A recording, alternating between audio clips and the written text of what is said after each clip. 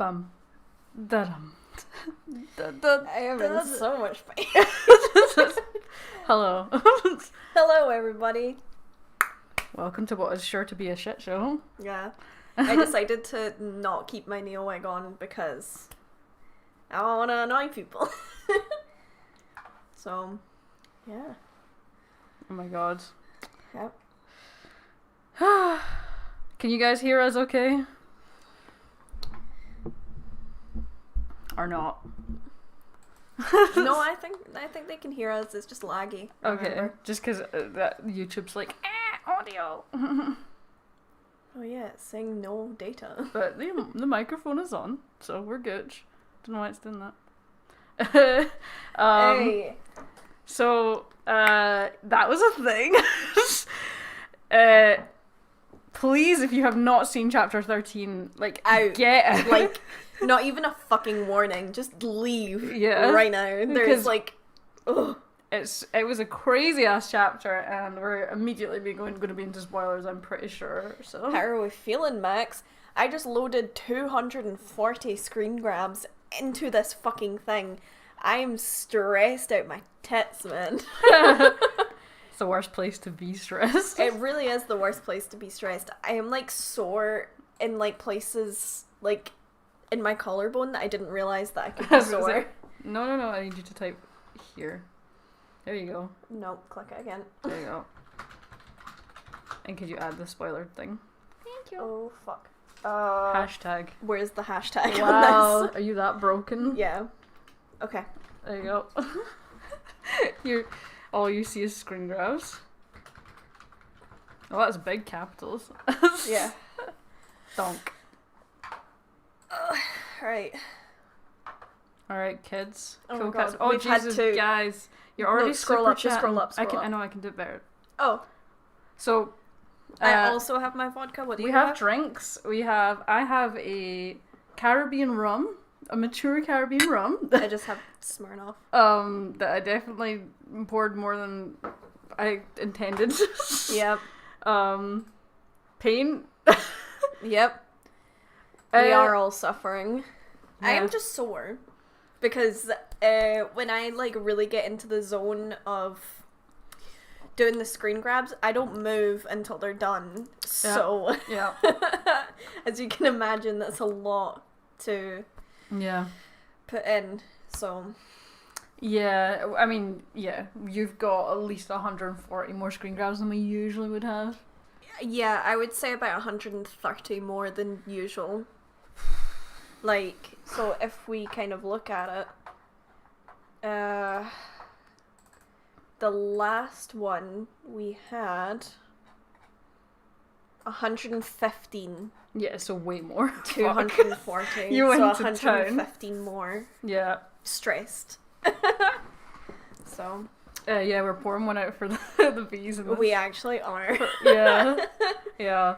It's not how I thought it was gonna go, but No. Ugh. I mean, we literally got everything we wanted. It just happened in a way we weren't expecting. But we will go into detail. If you've never been here before, we go through the episode using our lovely screen grabs and discuss and theorize. And for this, probably just gonna lose our minds, to be honest. yeah, like obviously I know I've said there's 240, but How are you liking Baked Alaska now? it's exactly how I thought their relationship would be. Yeah, it's true. There was never gonna be like a healthy dynamic by any means. I like that your neo wig, because you were wearing your neo wig, and the reaction is like a scalped head over there. Just over there, Yeah. just chilling on our high dry. Was winning worth it? Was winning the bet worth it? You know What did it cost? Why don't I have a Thanos gift right now? What did it cost? Everything. Everything. Yeah. I got the Soul Stone, but at what cost? I mean, I'm happy I won the bet because it was an incredible scene and the whole episode was great. And it's such good setup for next week and for next volume. So much as it was painful, I am happy I won the bet. Yeah. Yeah.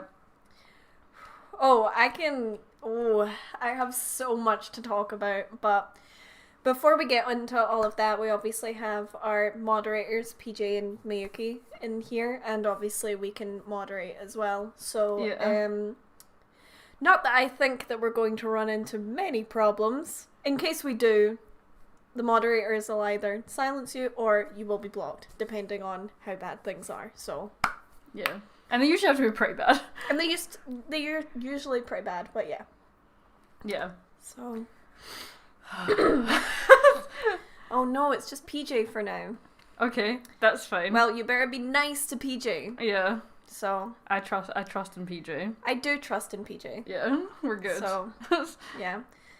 Anyway, so episode starts with the portal opening up in the CCT. Yep. As they have finished. Well, we obviously have a little bit of manoeuvring in time with this episode, so we start with them after their broadcast and the portal appearing to take them to the Rainbow Road. We'll just call it Rainbow Road. Have you seen the art of Yang like flying off of the Rainbow Road that someone did? Yeah. Hate that. Yeah. I mean, Cinder really was like the person with the fucking blue shell at those with the blue civilians. shell that's just like fucking die. Yeah, right at the start. Yeah. Yeah, we'll call it Rainbow Road. But yeah, this is their portal to Rainbow Road. Actually, the humor was really good in this episode, considering like where it went. Considering what happened, I think I can safely say everyone's dealing with it well with humor. Yeah. It's necessary. Yeah. So.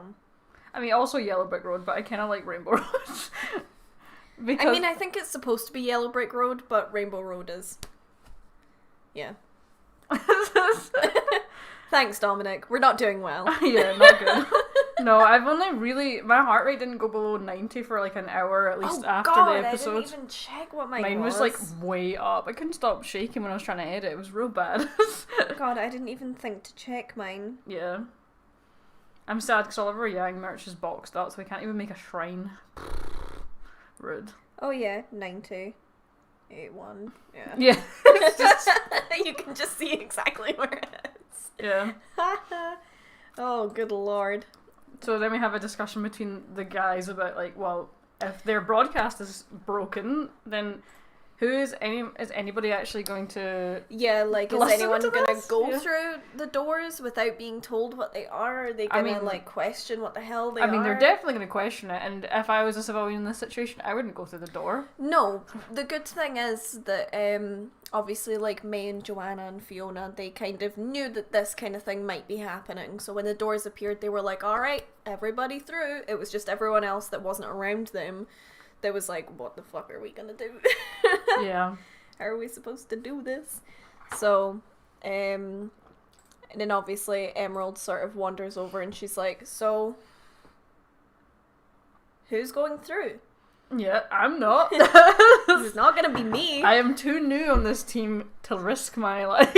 Yeah, and then everyone looks to Jean and Jean's like, fuck no. No, I don't want to do this.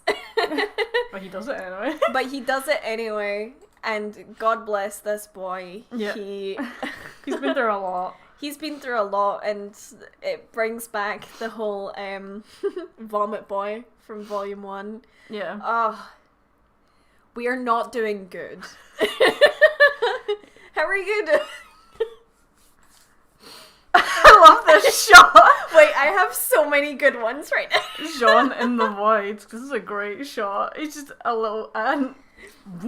I know. He goes through. What I like about it is I'm pretty sure you can. There's elements you see of like Mantle, I think, as he shifts through, just really blurry. I didn't even notice. And then he like breaks his spine here, which I thought was so He actually gets pretty rough at the start of those episodes.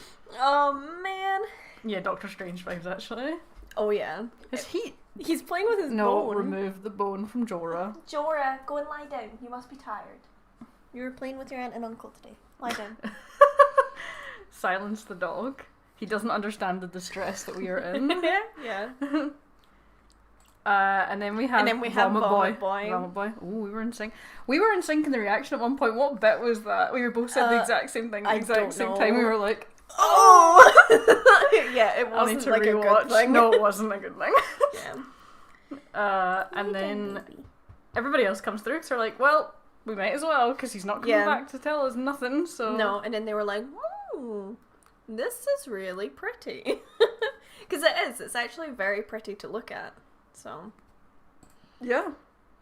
And then we get to a nice wide shot of the scale of this operation with the really, really large door to Vacuo and then all the other smaller doors and the platforms connecting to it. Incredibly narrow platforms, no safety barriers, but like, yeah. When so much for Ambrosia saying don't fall and then creates the world's tiniest fucking But that was his whole jam though, was like if he didn't get specifics, then he wouldn't put them in. So like, if they'd said, put in safety barriers as well, but they didn't think to go that level of detail. I know. So they ended up with, Rainbow Road. Literally. Yeah. Horrendous. And everything's going pretty well at this point. Everything's going pretty well. Jean's like, okay, stick to the plan. You guys go through to Vacuo, make sure that you've got like the communication and everything. And then we'll like go through question mark. We'll go through, make sure that everyone comes through the portals and everything, and we're good to go. Yeah. Donk. And then we have a brief discussion about what they're gonna do and how they're gonna spread the word. Spread the word. Because there's a lot of portals here and a lot of ground to cover. I can't remember what Nora said. Nora said something. I've only rewatched it She once. basically said, no you haven't, it's a lie. I've only you've rewatched it once. She says that Shade Academy has lots of huntsmen and huntresses, and that all this negativity is clearly going to attract a lot of Grimm, but that they couldn't be like going to a better place for that, and that they just need to guide people through. Yeah. And Ren's Ren's like, yeah, I got this. I'm going to shield those emotions. Yeah. I will shield those emotions for as long as possible. Yep. And then we got this cute as fuck sibling moment between Emerald and Oscar, and we love their relationship. Love to see it. I just love Oscar. He's just like, you're happy to be here, and Emerald's like, shop. I don't smile. Yeah. God bless. And then this soft little moment between Nora and Johnny Boy. Nora and Ren, fuck me. You're delirious. Holy brain shit. is so fucking dead. And in this hilarious moment with everyone like peeking out, I had to get the comparison because it's just so funny. Civilians, no civilians. Well, consider what happens to some of these civilians. Yeah, it's kind of apt actually. Yeah, definitely. They're all obviously staring at this portal. Yep. And who we think is maybe Flint's dad because of the hat. Yep. Pushes this guy forward and he's like, well, what the fuck am I supposed to do? Go through it? No. Yep. I don't think so. I just love that they all just singled this guy out, like, you're going. Yeah. we have decided. And his grand plan was throw a rock. Honestly, relatable. That's what I would have thought to do if I was picked out amongst everyone else. I'd have been like, yeah, I'm throwing a fucking rock. Yeah. And which, like, Arch... so funny. So funny. Oh, God. Yeah. I love how you just got, like, every frame of this scene. Oh, God. It's just too good. And then he's like, anyway. In his defense, it was a big rock. It was a big rock. See if that, like, you'd get an egg on your head. I don't know if anyone else says that, but... But I personally wanted them to give Blake's reaction breakdown of Yang to RWBY instead. We will talk about it when we will talk about it, but what I will say right now is RWBY didn't have time to be having a reaction like Blake had because Neo was there to kill her. Yeah. So, as much as I would have liked to see RWBY's reaction to it... Oh, you're gonna get her reaction when there's a moment that she actually is not being threatened. As soon as there's a moment of calm... Yeah. It's game over. But we did not have time to do that. I totally understand, but there just was not time. No, we'll get to the scene, because it's a long scene. Yeah, exactly. And we have lots of things to say. Yeah. So then Jean's like, am I allowed? is this allowed? Yeah. Yeah. He's like, everybody, listen to me. It's very, very important. I'm in charge. I am the chief. Yeah. And then we've got Penny flying I don't know how, I was like, who the fuck is this for I a know, circus? me too. When she came through with the feet, I was like, what? Who? But it's because we're so used to seeing her with her robot feet. Yeah. Her booties. She's so cute. She is, baby. I love her so much. And obviously the mission for the rest of this squad is to, well, they very, very clear, like, the goal is to get Penny and the relic to Vacuo. Yeah. Like, we just have to trust that everybody else will do what they need to do. Also, hate to say it, last time this group's going to be happy together for what I think might be a long time. Yeah. A long time. It could be a real long time, depending on how they handle this. Long time. But certainly, this is the last moment of happiness before chaos. Also, I thought the screenshot was so funny because there's just this child that looks like a scan of a baby in the womb. That's like a little peanut child. Do you know? He's like that emoji where it's just like standing. Man, what if he died? And you laugh more. Because why would you say that? I'm gonna name him Tiny Tim.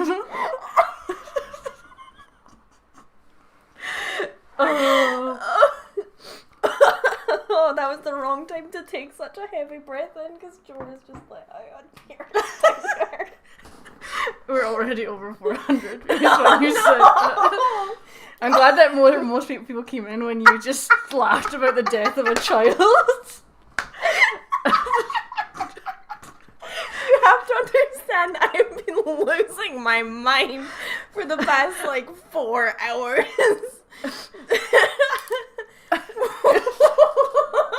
Why are you being such a fanny right Please move on. No! Please move on. Good God. It's already so warm in here with that. We're so early in these screen grabs. And then we get a nice little moment of waving between the two. Between the kids. Yeah. Maybe that kid was an asshole, actually. We don't know. Doesn't know if that means he deserved to be yoted. A child. You're laughing at this child so much. How are we ever gonna get through this? Oh God, please just keep going. We're only 18 minutes into this and I literally could die. I feel like this is because you have actually snapped from I actually have. all of this. Not only from the stress of the episode, but the stress of getting all the screenshots and then having to fucking load the screenshots, and I am losing my mind. Oh, okay. I thought this was really cute. I grabbed this because Nora is kicking around here like she's a witch on a broom, and I thought that was so funny. Oh, okay. I mean, we will cover the Yanks, but apparently the dead peanut child is funnier. Because he looked like a peanut in the screen grab you'd got.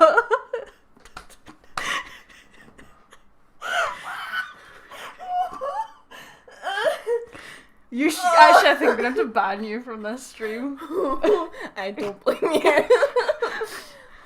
Oh my God, please just keep going with the screenshot. You need to be so fast with these right now. Okay. Okay.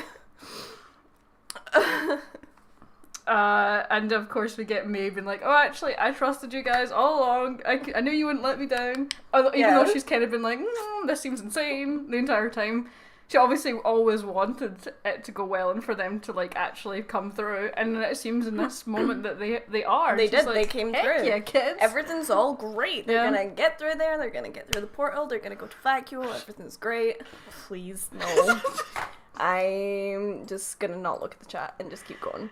And then I grabbed this because scale. Oh my god, what are you laughing at? Tiny Tim's semblance peanutify, and then someone else, Tiny Tim's semblance making Senny laugh, which is very apt. He just shows up and I die. So did he. He Alex, showed up and died. Why are you laughing at the death of a child? I'm going to hell. Yeah. I already won. You're going to super hell. Oh my god. Oh my god. I actually have tears in my eyes already. Oh, fuck. Anyway. I'll say hi to Yang. I'll get her to call Blake. There's no signal down there. Oh, fuck. Okay. There's no signal anywhere. And yeah, the boys, they do a sort of Beatles walk down Rainbow Road here. I feel like you're purposefully aiming yourself at me just to make me laugh. Everything you're saying is like a direct hit. Oh, a direct hit, you say? Don't start. Okay. Moving on. Yes. And then obviously they're going through to look at the boss squad though, the green I know, squad, right? Greenpeace. They look so good. we love to see it. It's true, Alex. The stream is going to be like 30 minutes longer because of the laugh. I'm sorry. Yeah, we talk absolute nonsense. We do. Here. We talk absolute nonsense, and my stress response to everything is just a laugh. So. Saws. Go green boys. Well, I'm gonna be so ripped at the end of this just from laughing. It's true. Wow. Squad. Those height differences though. I know. There are so many good shots of height differences in this episode. It's incredible. You know what's perfect is that Emerald is going to a place where her cowboy get-up is perfect. I know, but she's also going to a place where Mercury is. Well, then they're gonna have a showdown. A showdown. Mercury would probably win because of his legs. Because he could probably like Irish tap dance this shit with those legs. You think? Have you seen like how speedy they are? I know. I'm just saying. Are you sure? Yeah, he would win. Yeah. Definitely. If him and Emerald had a hoedown, he would win. We're so good at our analysis here. We are. I love that we got stuck for about 15 minutes on one thing. I know, and Miyuki wasn't even here to laugh with us about it. She just woke up. Then we get a classic, they're in a dust storm shot. It's real bad. Yeah. Big sandstorm. Yeah, Ireland. There you go. No. Correct. Mercury would win in a dance because he can do some Irish dancing. Who said? Someone from Ireland. Oh yeah, I can see it now. I couldn't see it at all before. And also, I have Irish heritage, so I also... You would know. I have the authority. Out of us two, I have the authority. The both of us? Yeah, I agree. I agree. Wow, what is that? That's the sandstorm. Okay, I was like squinting to see the peanut child. We're really still on that? Yeah. Ugh. And obviously, yeah, no signal here because sandstorm. Sandstorm, yep. I actually do kind of want the road to play. Yeah, same. There we go, confirmation. No signal. Her outfit just matches the desert aesthetic so much. Mm-hmm. She is going to thrive. Literally, the only bad thing about it is the fact that her jacket will be quilted. Yeah. So, like, her jacket will actually be... She could just unzip it. Or just take it off. Yeah, well, she has, like, long sleeves. Yeah. So, she's probably got some sort of, like, cropped long sleeve thing going on underneath, so she could just take the coat off. Emerald's Instagram's about to pop off with the pic she's gonna get. I just want you to know that all the names with Scottish accents now. You're so welcome, especially considering the fact that every time I talk to anyone in Scotland, they're like, oh, where from America, Ireland, or Canada are you from? And I'm like, no, I'm from here. Yeah. Yeah, actually, it's weird to think that, like, it's just normal for how we say the names, but it obviously sounds different to other people. I know. Blake screams in Scots. She would just go, fuck! Oh, for fuck's sake, Allie! Oh god. Specific video look up. And then I thought it was really funny because the first people through are like... The ones that were in the crater, yeah. Yeah. Old racist Racist lady and her daughter. Yeah. Who's carrying the little fox faunus by the looks of things. Yeah, she is. She's holding her son's hand. More peanut children. It's not as funny. Oh, just you wait. Just you wait. Yep. Florian and I wondered the same thing. I don't know where Fox Mum is, but yeah, somewhere. And then Ryan's obviously like, "Hey everybody, welcome to Vacuum. I am your tour guide." Yeah. And Nora's like, "This way? Yeah. We're going down this way." And Cinder's like, okay. Wow, is that Kermit? It really is the Kermit meme. Especially because the next shot is this. Fuck, it is Kermit. It is the Kermit meme. Imagine Jessica Negri sounded like Kermit, how weird Cinder would be as a character. Thank you for your contribution to the world. Yeah, thanks Dora, we really appreciate it.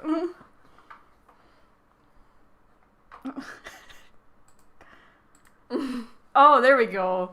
There's the bit you're gonna laugh at. No. No? It's really quite tragic, actually. It actually is, and I can't see any peanut-shaped children in there. But you gotta assume there's some youth in there. There definitely will be kids in there. Yeah. Just because, well, there were like 2 or 3 kids that went... What are you laughing at? You could actually time that so well to that music. We're breaking free.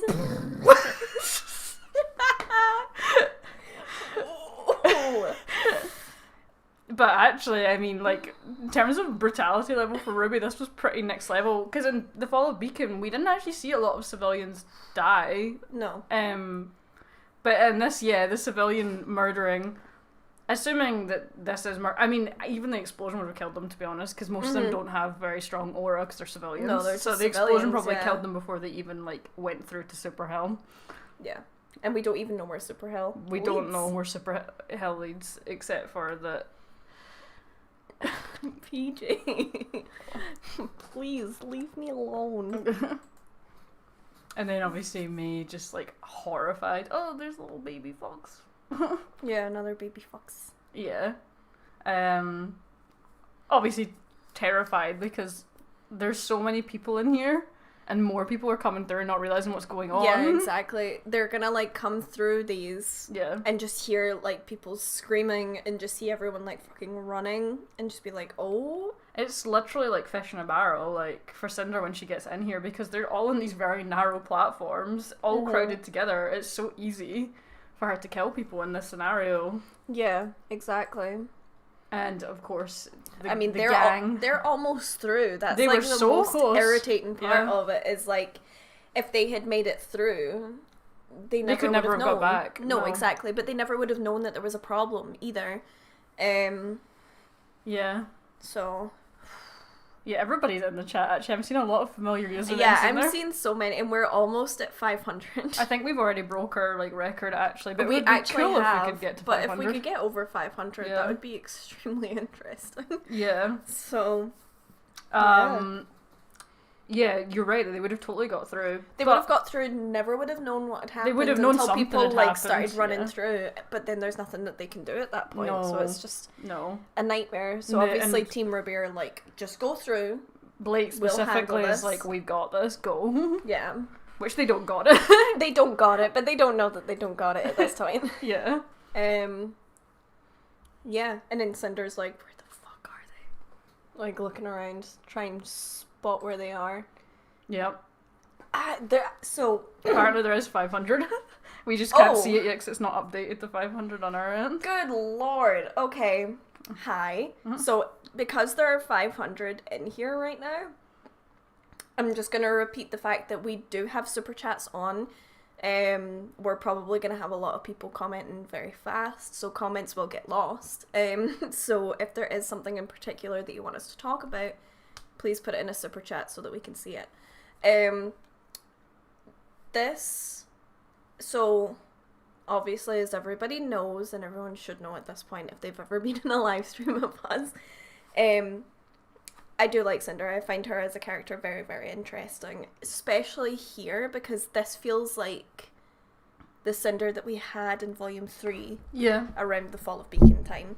And I think that's, like, really, really cool. And the change in her expression is definitely more manic than we've seen her before. So, like, I do have a couple of screenshots of Cinder. I'm sorry for everyone that hates Cinder, but to be fair, she was very entertaining in this episode because she took Watson's advice to heart and the things that she'd learned from working around Salem, that manipulating people by making them kind of feel good for a little bit is actually very effective.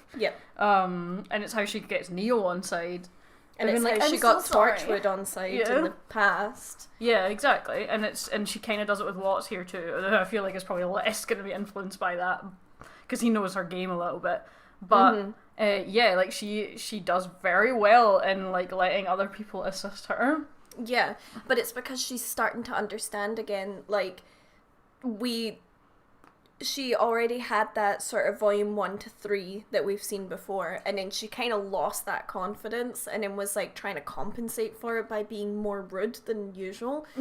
And people were like, what the fuck? No, I don't work for you, go away. Like, and obviously she lost Mercury, and by proxy she's now lost Emerald.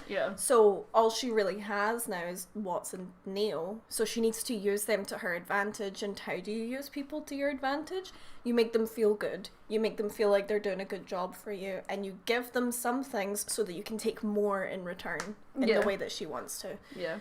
So you also got to hate that because all of these civilians are like dressed in really, really neutral clothes because, you know, they are not into the fashion. But Team RWBY obviously stand out like a sore thumb because of their vibrant like outfits. So she would have spotted them so quickly in these crowds. She would have spotted, well, maybe not actually as usual. I was going to say she probably would have been able to spot them by Yang's hair alone, but because the actual thing is yellow. Yeah, but it's the kind of D&D meme, like the adventuring party stand out because they're all these like different colours. Yeah. So I think it wouldn't have taken her long to spot them. Main character shit. Finally was able to make it to a stream, listening to it. You don't need to whisper. Hey.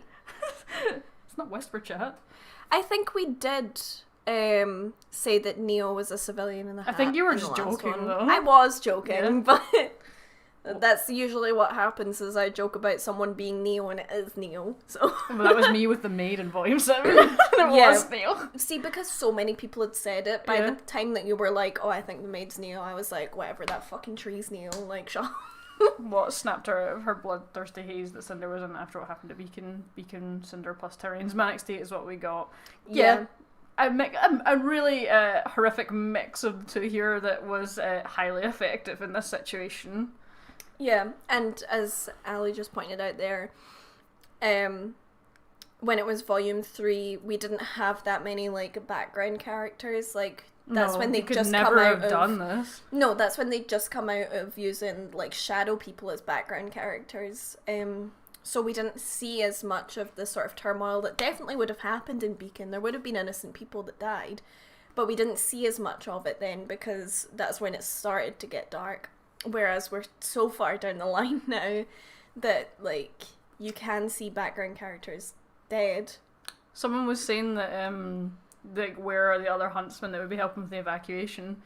Remember that Atlas basically makes those that go through the Atlas Academy system become huntsmen for the military. Yeah. Like, they become part of the army. Most of them probably died in the whale fight on the front lines. Yeah. As bad as that is. I'm worried that we haven't seen Flint and Neon yet. Yeah. But that is part of what they're made to do. And I think it's one of these things that it's kind of hard to, like, back out of being part of the military. Like, again. Good lord.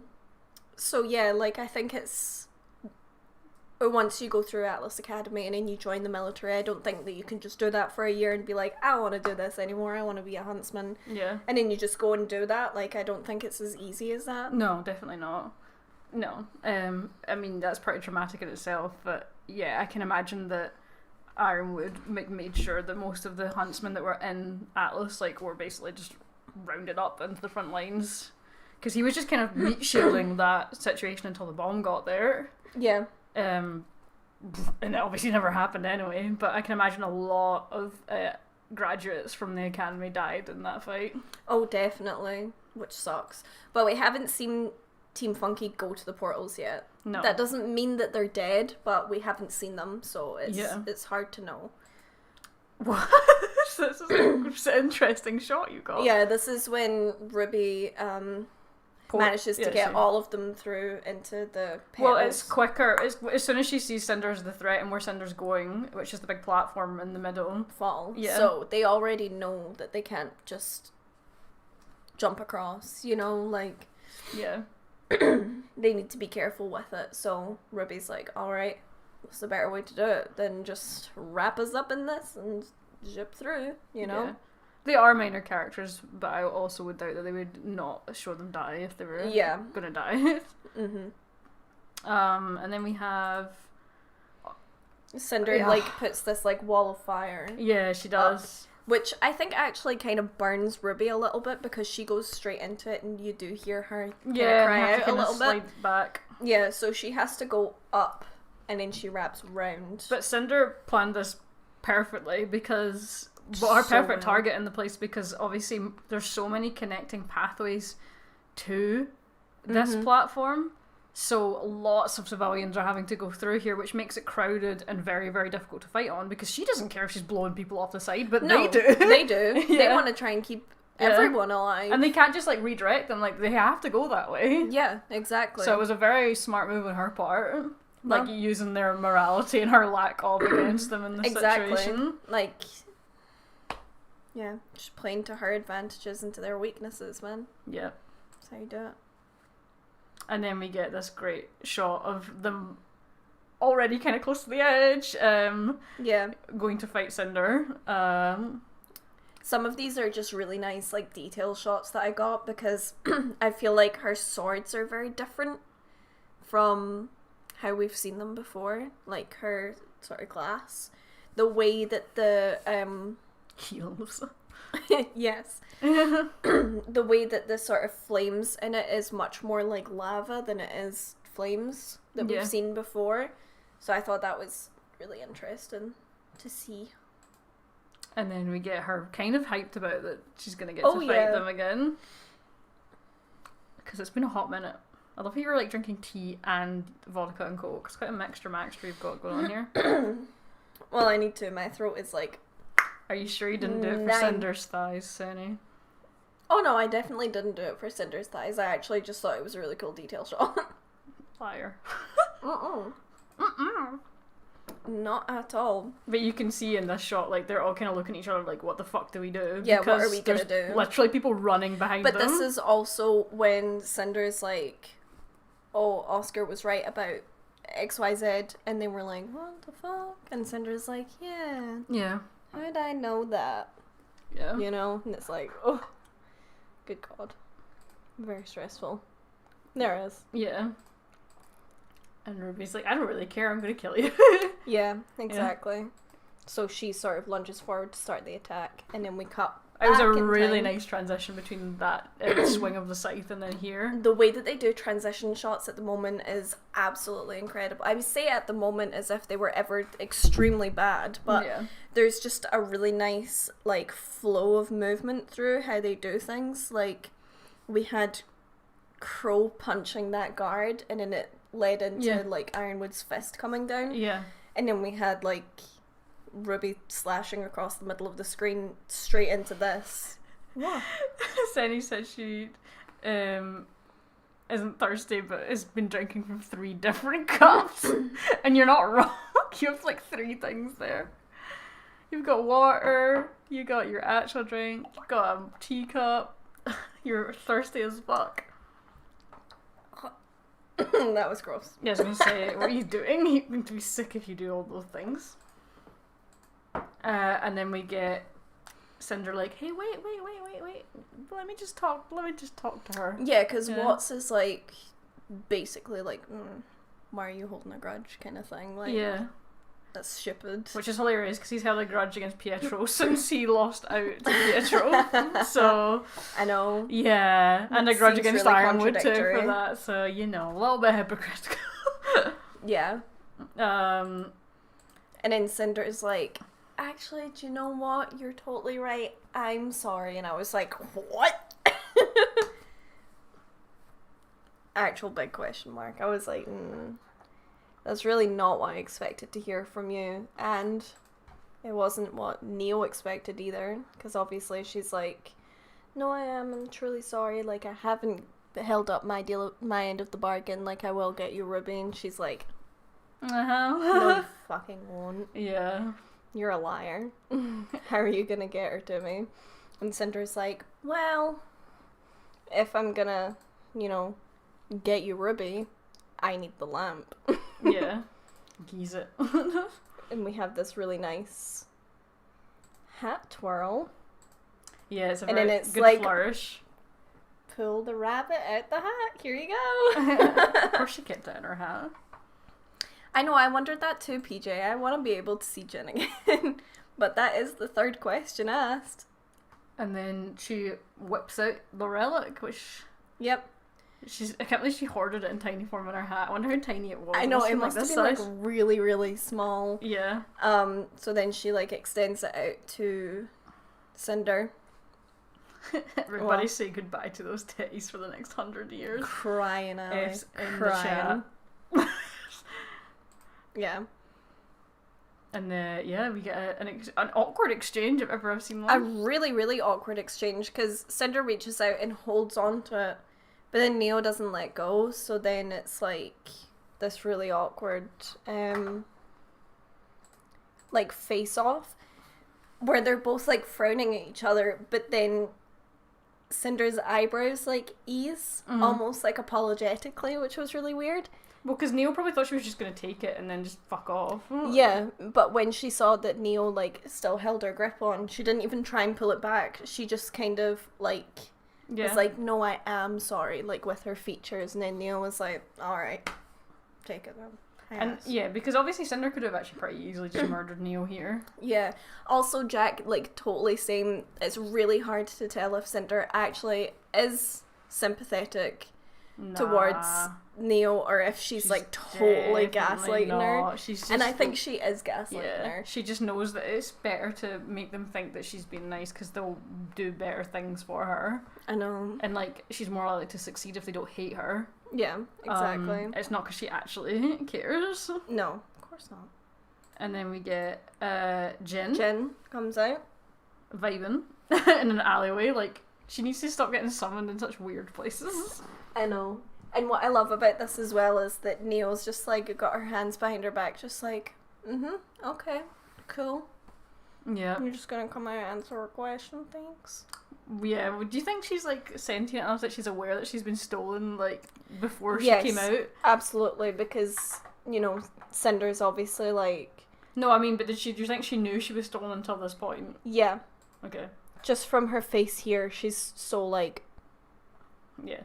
Whereas she was quite smiley with the others, but then obviously Cinder's oh, I want you to tell me RWBY and her team's plans, and she's ooh, y'all are bad guys. You don't look so good. Yeah. Y'all look shady. Mm-hmm. Well, also because she can see into people's past and whatnot. Because she's all knowing. She's all knowing, but she just can't give you questions. She can't answer questions from the future of what's not happened yet. No. So she would probably see Cinder and Neo and wants to be oh shit, these are not good people that have my lamp. God, I couldn't even tell where your shoulder was. It literally looks like I didn't know there was something there, and there's just a Photoshop layer. It does actually. Such a perfect mix. Yeah. And then they go into Jin's little magical world of magical illusions. Mystery tour of illusionary. Her vision quest. Yeah. I do love this. That they're just on the Schnee Manor driveway, the stupidly large driveway. This stupid large plot of land with a huge fuck off house. It's so unnecessary. I really love the way that they did this, obviously, because it's like shot for shot exactly the same in terms of the animation of the characters, but just from which must have been like really helpful that they would have just like had it already.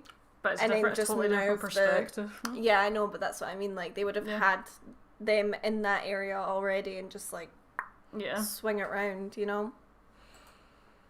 And yeah, she hears the plan. Yeah, she's like looking down on all these people like, haha, I know your secrets. And then the shocked face when she notices realization that Yagal is there. Yeah. And if you notice here as well, because no one's actually looking at Emerald, Emerald's actually smiling in the background here. So like not only has Emerald betrayed her, but Emerald actually looks happy. Ish, yeah. Yeah. Yeah, she must have been furious because she must have just assumed Emerald was dead because she never answered her scroll. If she even called her at all. I think she would have tried. Do you think? Yeah, she did try and check who was alive. Yeah. Because Neo was the only one that got back and was like, oh. Got your lamp, bitch. Yeah. And then we cut to Cinder a very disappointed region. face. Yeah. Well, that's her lost Mercury and Emerald, as you pointed out, so she is not so GG. She is not so GG. And then she gets even like it's like some kind of Christmas Carol scenario, but bad. It's like, here's your Christmas past. Here's the present. You're a terrible person. Yeah, and Emerald's sitting at the table too. She must just be like, God, these are her friends now. She's not even keeping a social distance from them. And then we've got this brilliant height difference shot. Oh yeah, I was gonna say. Which isn't the only height difference shot we've got of these three. Jesus, what's this so fucking tall? He's so lanky, and Neo is fucking tiny, man. Like, sometimes I forget that Neo is so small. Yeah. And then I see her... Oh, my Wi-Fi be like... Hate it. Oh, man. And what's this kind of... Well, this is when Cinder's like, well, you nearly destroyed this all by yourself, just with your intellect. Maybe we can finish what you started. And Watts is like, big smiles. Cinder's barely their reaction to Emerald being with Team RWBY. Yeah, she did not look... Oh, she was not happy. Yeah. But now she's just like... Yeah, and I also thought that as well. Like, it's very reminiscent of Salem's table. Whale cult table, yeah. Whale cult table. Yeah. But instead of everyone being, like, super spread out and obviously having someone that's the lead of the table... Yeah. Everyone's really close together so that they can talk to each other and because they don't hear hate each other. And they don't hate each other. Yeah. Social distance, and can't believe the villain said it right. So then they walk in, and I hate to tell yous, but what? So if I just minimize this for just now, and I will move this. Okay, what you up. doing? Bill. Yeah. Bill is over here. Okay. I love how we're using this as the marker. This is a marker. Neo. This is Bill. Okay. Underneath here. Okay, switch the screen. So, just in case anyone was under any illusions that Bill might not be dead, I just Bill love was how you in the put room. a void Neo head there. We should have had that coming through the portal where the peanut child was. Imagine, his little head. I wish I'd thought about that. Yeah. Did not, though. And then we've got, obviously, the thumbnail. Yeah, the thumbnail that had everyone feral as soon as it came out. Everyone was just like, oh no, we're rolling it now, as soon as I saw it, I was like, we're fucked. Yeah. We're so fucked. And then we cut to a very, very dark transition of all these workers still. Who are absolutely like... They're still... No, I would say that Cinder did have a reaction with seeing Emerald with Team RWBY because... Eddie. We love to see it. Never forget the live stream earlier in the season. Never forget when I changed my whole Twitter you layout changed your to whole be Bill. thing to Bill. Wow. Gutted. Little did you know. Little did I know. But yeah, I think that Cinder did actually have a reaction to Emerald being with Team RWBY because she was like smiling down at all of these pure like menacingly. Yeah. And then she got this, like, look of horror on her face, and then it cut to Emerald, and then she was frowning. So she's obviously upset the same way that she was upset with Mercury. When Mercury was like, you're not my boss and you're not in charge. I think she tried to, like, control it because she is around Watts and Neo, and she doesn't want to, like, let them in on, like, any kind of weaknesses. No. Especially to someone that's clearly switched to the other side. So it makes sense that she would repress it a little bit. Yeah, even if she felt, like, really betrayed. No, this isn't the finale. This is the second last episode. Yeah. Who thinks it's Oh. No, there's one more episode. There's one more. Eddie, I do have a question though, if you are still here. Is this the episode that, if we didn't have the break, would have come out around Valentine's Day? Why are you asking that? I'm curious because the last time we had an episode around Valentine's Day like this was when Pyrrha died. So I'm curious if this is Heartbreak. Yeah. I'm curious if this is the one that's supposed to be like the Pyrrha death. I think it would have been the same sort of time if there wasn't the longer winter gap. I think it would have been. But it doesn't matter. It doesn't matter. It's just for my own curiosity because, you know, you can figure it out. Go and do the research in the day. I'm shit at maths. You know that. And then we have this lovely shot of yeah, this transition between... What are you up to? What image is this? What is image? That's... Is this the GIF? I think. Yeah. I just want to use that GIF in this scene. And they did. They chilled for many seconds. They chilled indefinitely. Look.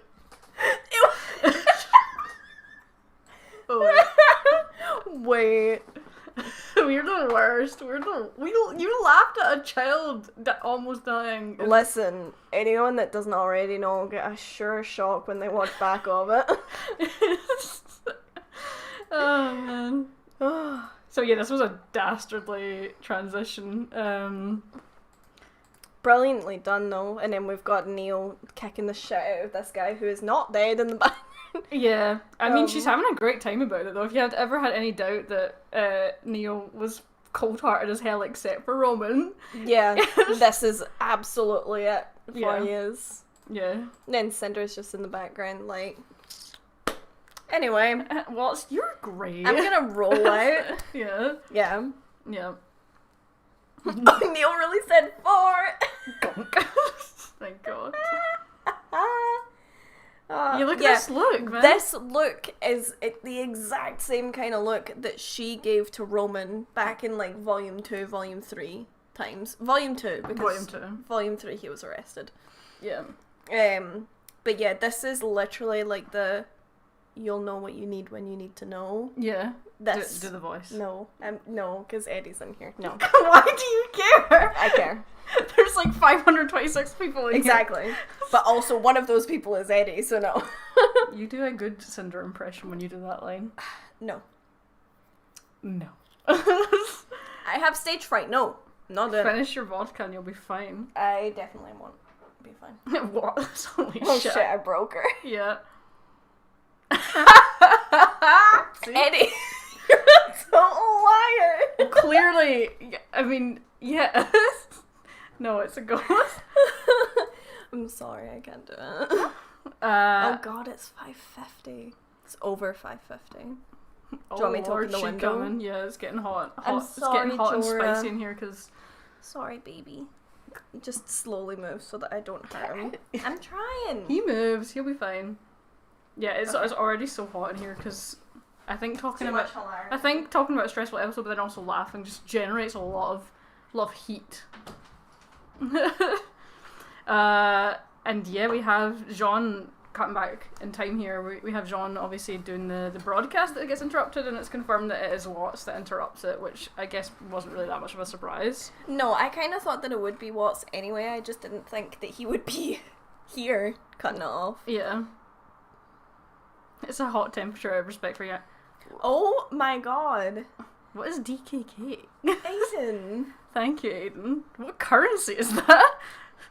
I have no idea what currency that is, but that's crazy.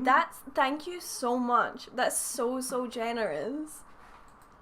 And Thank then you. we have a nice wide shot of all the things that Watts could do in here. Yeah. Which is a lot. And a map over here Yeah. of Olive Remnant? No, I think it's Or is it just Atlas? I think that's just Atlas. Yeah, it's just Atlas. Yeah. Denmark. Oh, There wow. Oh, yeah, okay, yeah. Cool. We're very international up in this. Look Stream. at all these people that are like Danish. I'm sorry. I'm stupid as shit. You have to forgive.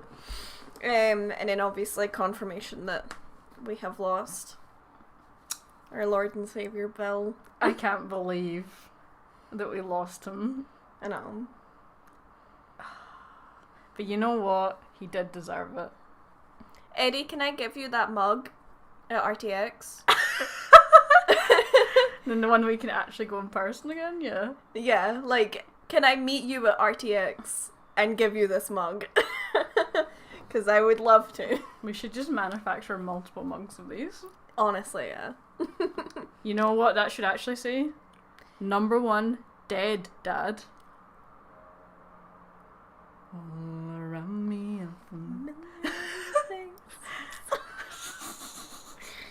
Anyway. Anyway, moving swiftly on. Mm-hmm. That's him, like, zooming right in to be like, What are these peeps up to and how can I interfere with it? Yeah, I think he already knew that they were there, actually.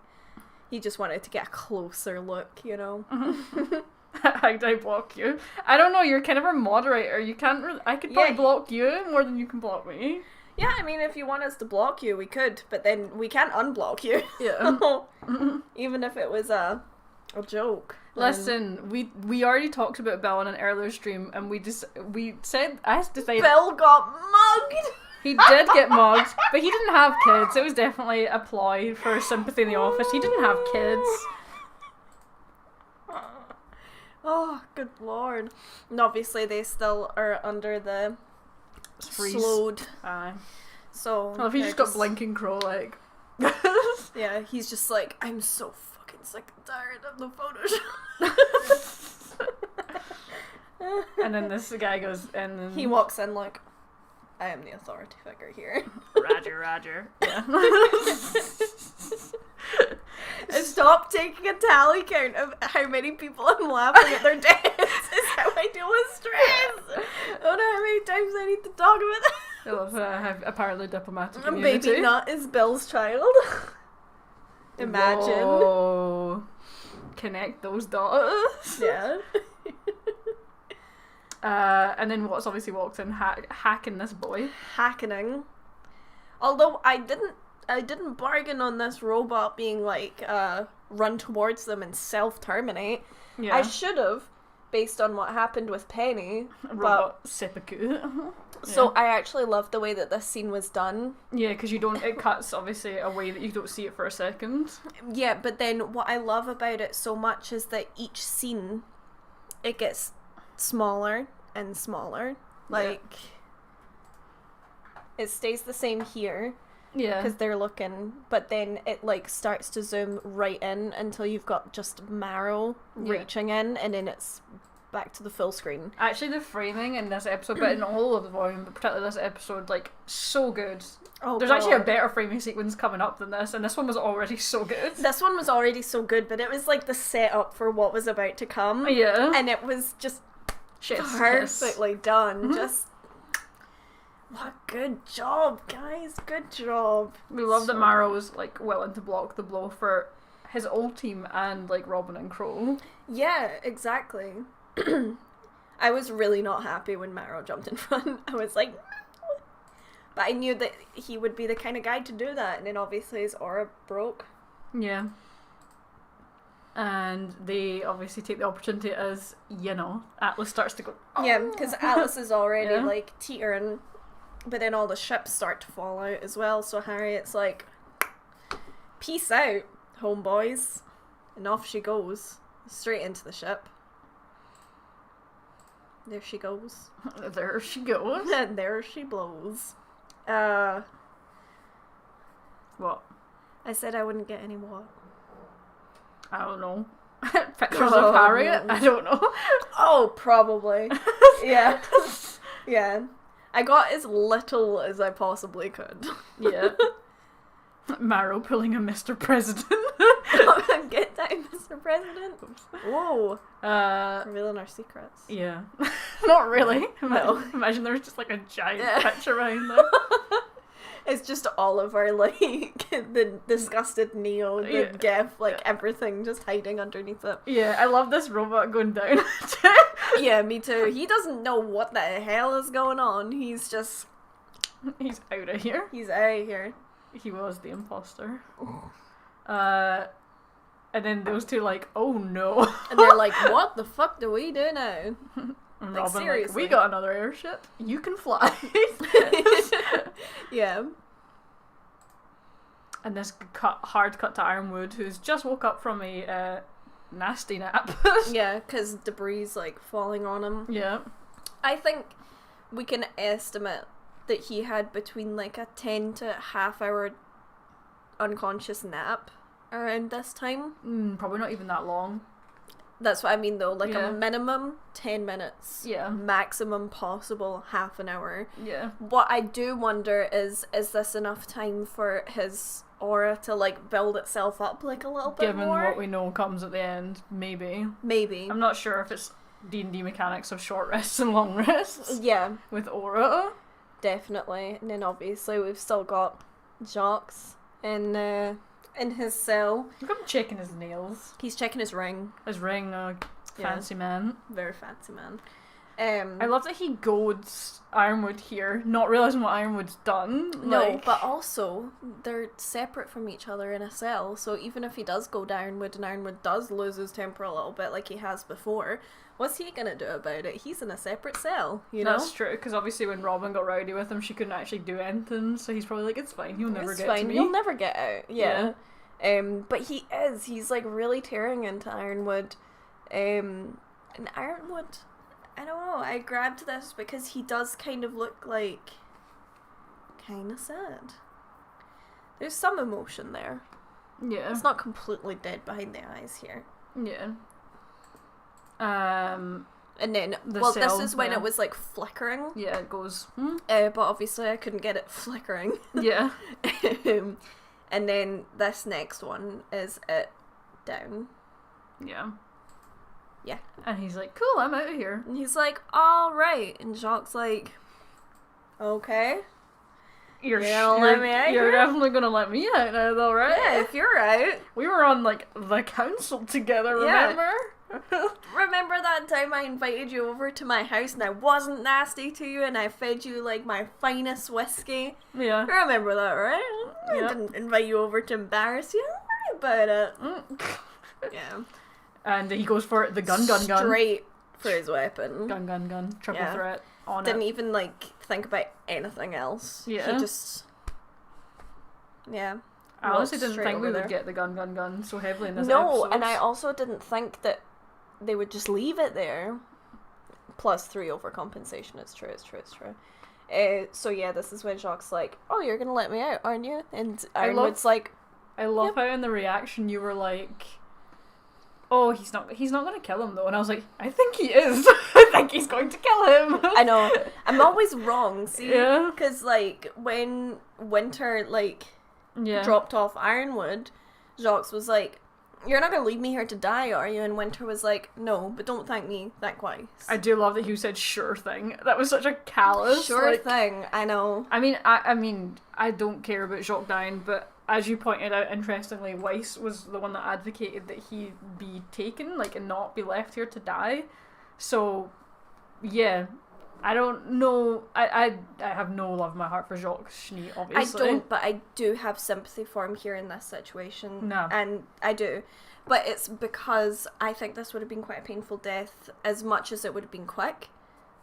Ironwood channeling some serious Ambrosia's energy with... You didn't specify. It really reminds me of, like, in The Dark Knight when Batman's like, let her go, while the Joker's like holding her off the edge of the roof, and he's like, per choice of words, and just like lets her go. Like, it's the same kind of consequences here. I just wanted him to like face more consequences for his actions than just getting out of it. Like, I would prefer that he like had maybe gone on trial for all the shit with the Schnee Dust Company. Yeah. And I think that's what Weiss would have preferred to happen too, is that he actually did have to atone for the things he'd done, whereas much as this is a painful death, it's kind of a easy way out for him to... Well, so this is what I was going to talk about. This isn't the consequences of my own actions. Yeah, so what I wanted to talk about this is, like, this kind of...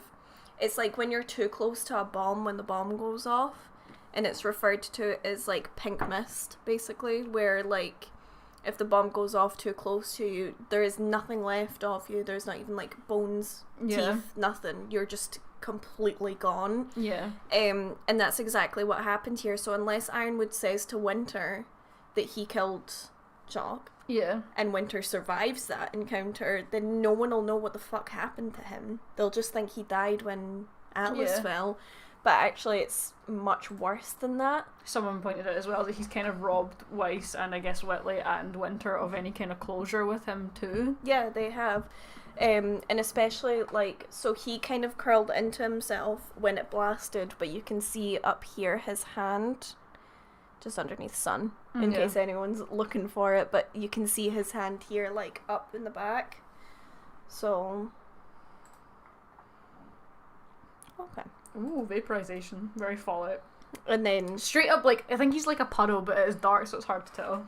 Yeah, but I think it's basically ashes. This is, like, an actual dent in the ground. Yeah. Like, the blast was so powerful that it, like, gouged out the floor. I think it's fair to say Jacques Schneid is dead. He's dead. Like, I know everyone's always like, no body, no death. He's but, dead. Like... I don't think there's any body There's left. no body that you could possibly get from something like this. Yeah. So... Yeah. And then we get back to the Rainbow Road. Back to Rainbow Road. Yeah. Oh, we're in that scene now, aren't we? We're at that scene, we're Chief. getting towards it. My play-by-play. Yeah. Suddenly the screenshots have just been like, everything. Every frame. Sophia, that is good. I called James's gun capital punishment. I do also like capital punishment. Yeah. But I'm sticking with triple threat. Also, I'm really sorry to everyone because, like, this hurts me too, and I know it hurts all of y'all as well, but, like, we are gonna go through this bit by bit, because it went by really, really quickly, but there's some really good shots in it too, so let's go. So obviously, yeah, we have the kids still fighting, and Cinder, as civilians are still running past to get through. Yeah. It's such a small space to fight her, though, and she's totally at the advantage because she can fly. And not only that, she doesn't care about anyone else, and you can see that here in her face. She doesn't give a fuck about who makes it out of here alive, any of the civilians, nothing, but she is bargaining on the fact that they care. Thank you, yeah, a really good point. Yeah, she is counting on the fact that they care, that these people live, so... Emotional support. I don't know if you're going to get that from us. Yeah, considering how much I've laughed. We're going to talk angsty shit. Like, if you know us, you know that we're going to go in with the feelings. Oh. A what? Clever of them to kill off a heat sink when so much is hitting the fan, so not many people can feel happy about it. Lol. Oh, I mean, I guess, yeah. Yeah. Like, yeah. He didn't serve any purpose to the story, though. Yeah. At this point. At this point, no. I do feel bad, but I think I don't necessarily feel bad for Jacques. Yeah, I feel bad for the kids. Yeah. And for Willow. Yeah, that they don't get the closure that they would probably be better for them when just been like, oh yeah, he just died, he just got murdered. Yeah, exactly. So this is... I thought this shot was so cool. So obviously it's like glass that she uses. So she like stabbed them straight into the ground and they shattered, but that momentum meant that she could create that like... Yeah. It's like a fire tornado, really, that she uses to like blast herself right up, and obviously they need to like dodge to get out I of the love way that of she this chose to thing. use this big fire tornado again, because it's so effective in a small space like this, because it instantly narrows the space of the battlefield that they can fight in and gets her up above them too to just shoot at them. Yeah. Like, she really, like, it was smart in how she played this. Exactly. Yeah. This is what I've been saying all along. She's had it in there that she has a really, really good villain. It's just no one and also believed me. Super sensible as well, because she knows that Neo is coming. Yeah, she is distracting them, like making sure all eyes are on her. Yeah, and what better way than making sure that you're away up there so that your focus is up here and you won't see people coming past. Yeah.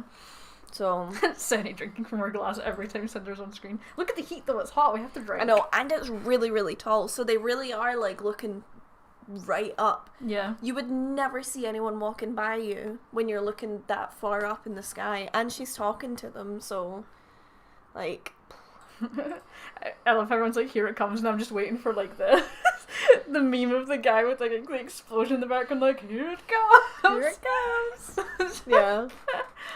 Oh, and there she is. I think we clocked her so early, actually. As soon as this shot happened. I'm just gonna make this just a little bit bigger, but you're gonna have to bring it above. I know. I'm gonna. Oh shit! You're not on it. God knows what I just changed then. Everything. What did it cost? Yeah. If you look at the back of her neck. Oh wait, no, it's just the shadows. I thought it was like part of her semblance kind of thing. No, but obviously she's still got the lamp hole that's sitting on her. She's got the lamp just chilling, and I think that's actually what Yang spotted first. It was. I think it was the clink of the lamp and the shine from it that caught her eye. Yeah. And then obviously I think Ruby was about to silver eye Cinder here. Yeah. Because she's so grimified at this point, and it was very effective before. So I think she was like gearing up to, even though we know that all of them are super spent, she was gearing up to silver eye her here, which is because the thing is that like as far as they know, it's only Cinder that's here. There might be a possibility that Raven saved her. However, she said that she wouldn't again, so probably not. But I think you're absolutely right that she was going to silver eye her, and as far as Ruby knows, Cinder's the only threat that's in here. She doesn't know that Neo's here. So if she did, even though she's pretty spent herself, if that knocked her out, that's okay, because she knows that once Cinder's dealt with, then they can just carry Ruby through to Vacuo, and then they're all good, because they don't know that they're fighting crime through there. Yeah. They have no idea. Look at her. I love her outfit, actually. She blends in so well. It's just the eyes that are a dead giveaway. And the lamp. Yeah. Yeah. But I think it's really clever that she disguised her weapon as a suitcase. Yeah, because she's evacuating civilian. Yeah, exactly. Who would ever know? Yeah. And it's Yang, I think it's just the fact that this person also isn't running. Like, everyone else is running. They're very calm. And the light from the lamp, I imagine, probably would have just caught her eye. Well, yeah, it's very distinctive, and especially because Neo is in such, like, a plain outfit. Mm-hmm. Like, it's all greys, basically. Mm-hmm. Whereas, like, on her pocket is, like, gold and blue. Like, really, really bright. So, like, you would it would catch your eye. You'd see it. Yeah. So, yeah. And then we've got the cool... I don't even know, like, what to call this. It's, like, the glass illusion, like, the folding back. I think it's, like, I almost see it as, like, origami. Petals. Yeah, origami, like, paper. It's so cool. Yeah. Oh, yeah, Yang with her passive perception must be, like, a 19. Everyone's gonna hate me, but I need to go to the bathroom. Oh, shit, go. But I'm like, I need to go before we get to this scene. Yeah, because this scene's going to take us ages. This scene is going to take a long time, so I'll let you wrangle. Go. I'll let you wrangle and I'll be back in a sec. Okay. I don't actually know how to wrangle you guys. It's usually me that leaves. Yeah, I know. That's stressful. Anyway, before we get to that, how y'all feeling? I know probably not great considering where we're about to go into, but you know...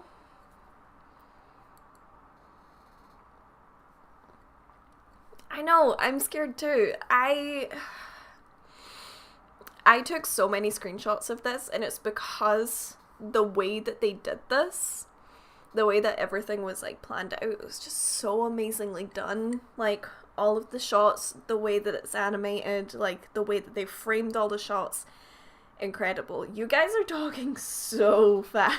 Like, I would have Jorah sit in the chair, but he's a tired boy. He's just lying behind my chair. Just very comfy. Oh my god, thank you so much. That's so kind. I didn't even cry in the reaction because I was so stressed that I couldn't even, like, bring myself to cry. I was just, like, shaking and in shock, and there was, like, absolutely nothing that I could do. There's almost 600 in here. It only says 550 on our side. That's so stressful. I should have known, though, the way that this episode was that we were gonna have like so many people come in.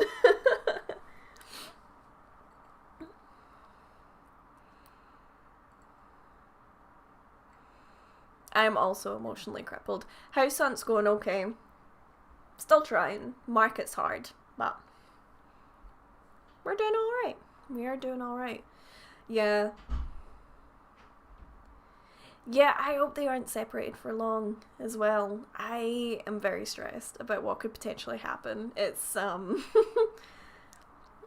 mean, we were told maybe that there was going to be like a dater. Thank you so much. Guess what? What? Got some foreshadowing?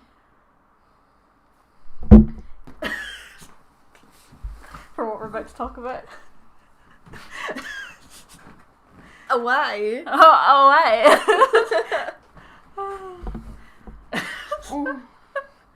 Sorry. Now you're gonna piss off the team. They were being so nice to me. Oh, I'm sorry. You're pissing off the team. Don't piss on hospitality, kids. It's true. I love how I came in and was just like, oh, fuck. Oh, you God. guys. I was like, how are y'all doing? And they were like, keyboard warriors. And I was like, I think I've already been cancelled in this one, to be honest. have you? Yeah. Have I? Yeah. Okay. Sorry. I mean, guys, I literally dropped a hat. I know it was symbolic. Literally everyone is like traumatized though. Are you surprised that this is the reaction? No. I mean, I'm kind of traumatized, so. Yeah. Alright. We're doing it. So, Ruby obviously totally oblivious because she's still looking at Cinder. She's about to Silver Eye blast her, presumably. And Neo takes the opportunity to run. And I can imagine that Neo is also like putting in like her all into this move. This is like a death move. This is a death hit. Yeah. And you can tell from the way that it was animated. Yeah. Which I have a screenshot of, so we can talk about that. But this was a death hit. Yeah. That she was aiming for, or at least an aura break. Yeah. Which, I mean, she got. But obviously, because Yang had spotted straight away what was going on, not straight away. She was late to it. She was a little late to it, but she noticed it in time. It was late. Late in the sense that what obviously happened next is that she wasn't trying to counter it. She was just trying to take the blow. If she'd spotted it a bit earlier, she could have like warned them or at least like done a counter. Yeah. But all she literally had time for was like to get in the way of the blow. Yeah. And even then, that took some effort. Well, she had to activate her semblance. Yeah. Yep. Whatever semblance she had left in the tank. And the problem with Yang using her semblance is like when she kind of uses it, that's kind of it used, you know? Yeah. That's a lot of her aura that it takes up. It must burn through it like it's nobody's business. Mm-hmm. Which is why she usually, once she kind of learned to use it better, she always like tried to time it well. Yeah, exactly. Also, total agree. But it wasn't Yang's face that gave it away for me. It was the way she screamed Ruby's name. And also, I believe that Neo managed to break her semblance by the pure and simple fact of they've been fighting for 48 hours. They were inside the whale as well, and she took some hits from Salem. She did. So her aura is probably like already teetering, really low. And they've not really rested. They've just talked to each other. Yeah. Don't think that counts the same way. Like you don't get like actual energy back from talking, you have to sleep. So yeah, I think this was probably her last like bit left. This was everything, yeah. Oh wow, what a good grab you got there. She was so excited about stabbing. Big flashbacks to her Volume 5 short when she yeeted herself into a grim mouth for Ruby. Yeah. Yeah. So anyone that tries to claim that Yang doesn't care about Ruby can just refer to what happened here and hop off my dick. Whoa, okay. Just saying. Yeah, alright. That's where it's true. Like, yeah, this was I hate it when people like harbor on the fact that they're like, oh, Yang's a bad sister, she doesn't care that much, and it's like, yeah, she does. This is like the ultimate self-sacrifice moment here. For and the Ruby. thing is that I feel like she would have done it for any of Team Ruby, but especially her sister, you know? Like, no. the vodka talking, not me. And then we get... I love Ruby's face here, actually, because she had no idea. She's literally turning around like, nah? What? Yeah. God, look at Yang just about to jump in. I know, but then Yang, like, throws herself right in. Yeah. At the last second, too. Yeah, she pushes her out the way. Yeah. Yeah. Straight out. So that she can take the blow. Yeah.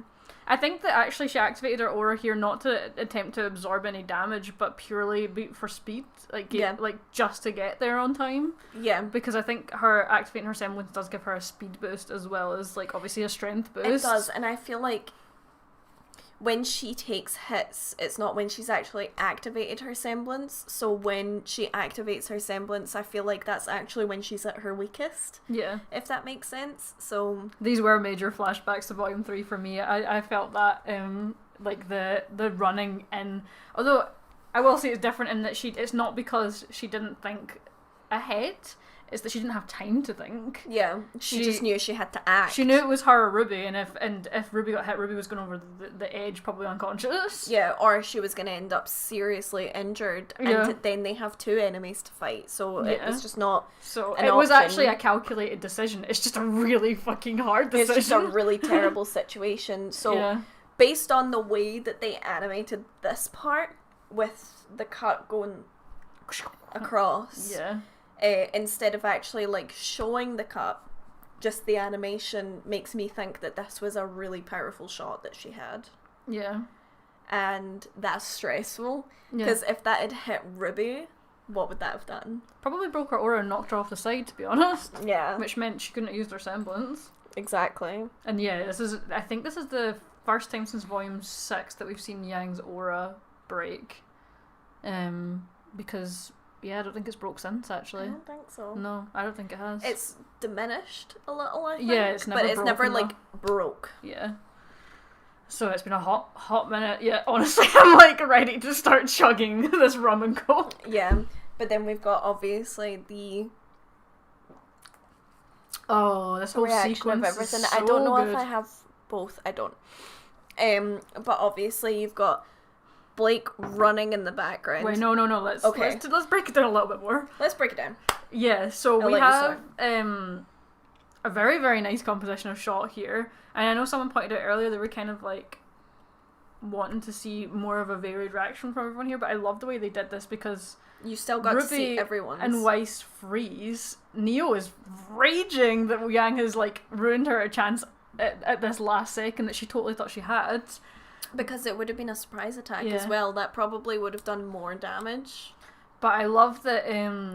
I love the way they animate this. Blake moves like you can't see her. We don't see her expression when Yang goes off because she's like going. She doesn't hesitate. She doesn't stop. And I think that's what I love so much about it is that she runs past RWBY and you can see her running into Weiss's frame so that she can get as close to where Yang went off the edge as possible. While obviously Neo is in her like own bubble being raging about it, whereas the three that are shown in the same sort of vicinity are shown of being like distraught, grieving, like in shock over what's happened. I also love that Blake moves quicker in slow motion than everyone else. Like she moves at like her normal speed because she was going that quickly. Yeah, she ran so quickly that even in slow motion it looked like she was running normally. But obviously, oh man, when Yang fell backwards, she hit off of the ledge and bounced. She bounced her head, didn't she? She bounced her head, which makes me think that not only has her aura broke, but she possibly has given herself concussion. Yeah, which explains like why she's really dazed when she goes right off. Yeah, well, she doesn't really open her eyes more than this, which makes sense why she wouldn't... 600. Which makes sense why she wouldn't be able to like reach out and grab Gamble even if she tried, or like to shoot down. Yeah, she is probably, her head must be spinning. Yeah. Although, isn't it fucking angsty that the last thing that Yang saw was Blake over the edge throwing Gamble? Yeah, like exactly. you just know that if she wasn't in a state of like, as you said, the fact that she banged her head with no aura, she probably did give herself a concussion and almost knocked herself out immediately. Yeah, exactly. And then what I thought was really beautiful was the way that they framed this next little part going, is that the gold in Gamble was always the focal point going. I need an apology from everyone who insisted that we need to get the Blake stream. I don't care. I'm so happy it was this scene. I'm so happy that it was this scene. I just didn't think it would be... It kills me. I didn't think it would be... Because we kept talking about a Yang Neo rematch. I didn't think it would be this... I didn't think it would be like this. No. Crossover? No. For the I didn't consider that. I just thought that Blake was going to scream because Yang fell off the edge. I didn't have any idea about how. Yeah. Just that it did. Yeah. I did love the way that they did this. The golden gambles, it spins and it doesn't reach. Yeah. But Yang didn't even make an attempt to catch it because she was basically unconscious. Yeah, and like I pointed out to you earlier, it's like in Spider-Man. Oh, fuck's sake. But it is he's trying, in Spider-Man he's obviously trying to save her and it doesn't reach. Yeah. It's the exact same thing. Like the amount of times, I think it's 5 times that we've seen in the show that Blake has launched Gamble at Yang and she's caught it, and the one time that she needed to catch it. Really needed to catch it, and she didn't. But she didn't even try. It's quite obvious to me that she was dazed by the aura break and then the initial hit to the head that she took right afterwards. Yeah, exactly. And then she just falls straight into straight down the middle, and then we've got this really interesting, it's obviously really small here, but it's almost pixelated. When she falls through, it pixelates over her, which I'm like, where the fuck did you go? Where does it lead? Yeah, it doesn't seem like it's it didn't seem like it destroyed her though. It just felt it does to me really feel like it moved her somewhere else rather than it evaporated her. Yeah. Yeah. Exactly. God, we're so close to 100 on the chat revenue. I know. Oh, y'all are crazy. Oh my god. Who just did a super chat? Oh. I was just both. The opening foreshadowed it when Yang vanished into the darkness. It looked like the opening sequence when Team RWBY was falling. Oh my good lord. The girl who fell through the world. I didn't think it would be Yang until last week. I didn't think it would be Yang until last week, and now it's really is. Do you think that Raven can feel when a connection she's made with a person is suddenly gone? I wonder what her reaction will be if she feels she can't sense Yang. It depends where Yang went. Also, I think it could potentially be that because if she had any sort of connection to Summer, then she would know that something had went far wrong. Yeah. So I feel like if there is something like that, then it could be. Oh, Cal actually mentioned that the fall alluded to the Beast following in Beauty and the Beast. I didn't even think of that. I suddenly hate and love Cal. I suddenly hate Cal for making that connection, but also big brain shit. Yeah. Wow. Ow. I didn't even think about that. Cal. Yeah. Fuck me, man. That's insane. Wait. I didn't even think about that. Oh. More talky things, I think. Fuck. More talky things. I had something else I wanted to say specifically about this, but I'm trying to click it. Something about the girl falling through the world, Raven. Yeah, it was when all the super chats fired, and let me scroll back up and I'll receive. Just click them. No, it was just here. That's them. That's all of them. Just these 3. Oh, okay. It's not the super chats. It was something else. Chat. Okay. Yeah. No, actually, I think I'm good. Right. Next screen grab. I wish I hadn't said next screen grab, actually. Yeah. Yang comes to try seeing the blackness. She then hears hello again. Hello again. Pyrrha. Crying. Well, we'll talk about... Oh my god, yeah. I mean, we appreciate the super chats. Thank you so much for your generosity. We are not used to this level of generosity. I don't think that... Yeah, I definitely don't think that Yang is dead. If I actually thought that Yang was dead, I'd be distraught. I still found this scene really harrowing, but I don't think they would kill Yang in this way. But it was still really impactful in how they did it, because everyone else thinks she's dead. That's the thing. Yeah, that's the thing, is that, I think we all know that she is okay. What I think is really interesting is the fact that all of them don't know that. Yeah.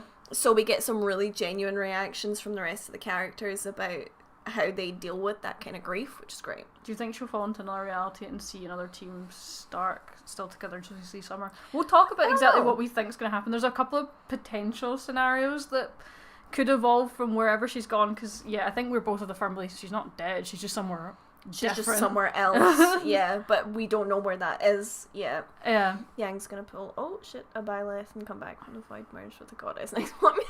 I mean, it would kind of fit. Of course you would say that, Lysithia. Sauce. I do love that as an idea, though. But what I hate is the idea that it'll take her personality 5 change. years. 5 years, not 5 years, bro. Yeah, so Blake is obviously heartbroken here. I love the way that this, the way that they did this. Like, we have the initial, like, it kind of sinking in, but not really, where Yang is out of sight now, like, gone. Yeah. And she watched it all the way down.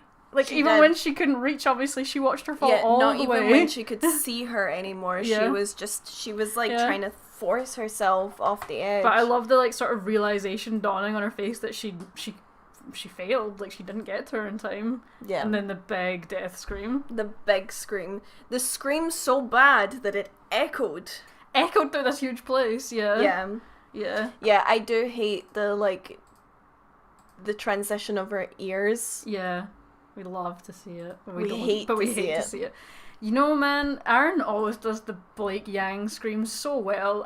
Every time I think of, like, peak, like, voice acting moments for Blake as a character, my mind goes to Volume 3, the Blake Yang Adam scene. It goes to Volume 6, the Blake Yang Adam scene. Like, she just does the Yang scream in Blake's voice so much that it makes you want to die, but in a good way. Yeah, and this one was a particularly potent one, and we finally got the Blake scream, and I don't feel like a clown. I don't have to put on my clown makeup. It clown makeup. It happens. It happened in the kind of context we thought it might. Yeah. So obviously it echoes so badly that it goes right the way over to Penny, and Penny's like, whoa. Yeah. Things are bad, man. Yeah. They're really, really bad. Yeah. And obviously we do have this moment with Ruby where she is in shock. And you can't tell me that this is not shock. Yeah, no. She's just struggling to process it. I mean, I think she will snap after this, because at the end of the day, Yang literally sacrificed herself, as far as they're aware, and as far as she's aware. In the same way that, like, Summer may potentially have sacrificed herself to save, like, her kids, you know? Like, I kind of like the differentiation and reactions here, because, Ruby probably never expected that Yang wasn't going to be there, and she certainly didn't think that she would lose her in this way. Like, no, she can't process it. No, exactly. And who would be able to process it, you know? And she hasn't processed it. The only difference is she's had to jump straight into fighting for her life, and that's hard. You've just, like, potentially lost your sister, who you think is probably dead, because you were warned not to fall off the edge, and what is Aaron going to do? And also she does, and also she doesn't actually see what happens, because she's not at the edge. She doesn't get over quick enough to see what happens. No, exactly. Before we've got... And then Neo doesn't give her a second longer. No, of course she doesn't. Because Neo doesn't actually... She's raging, because that was, like, a super powerful surprise hit that could have done a lot of damage to Ruby when her back was turned. Yeah.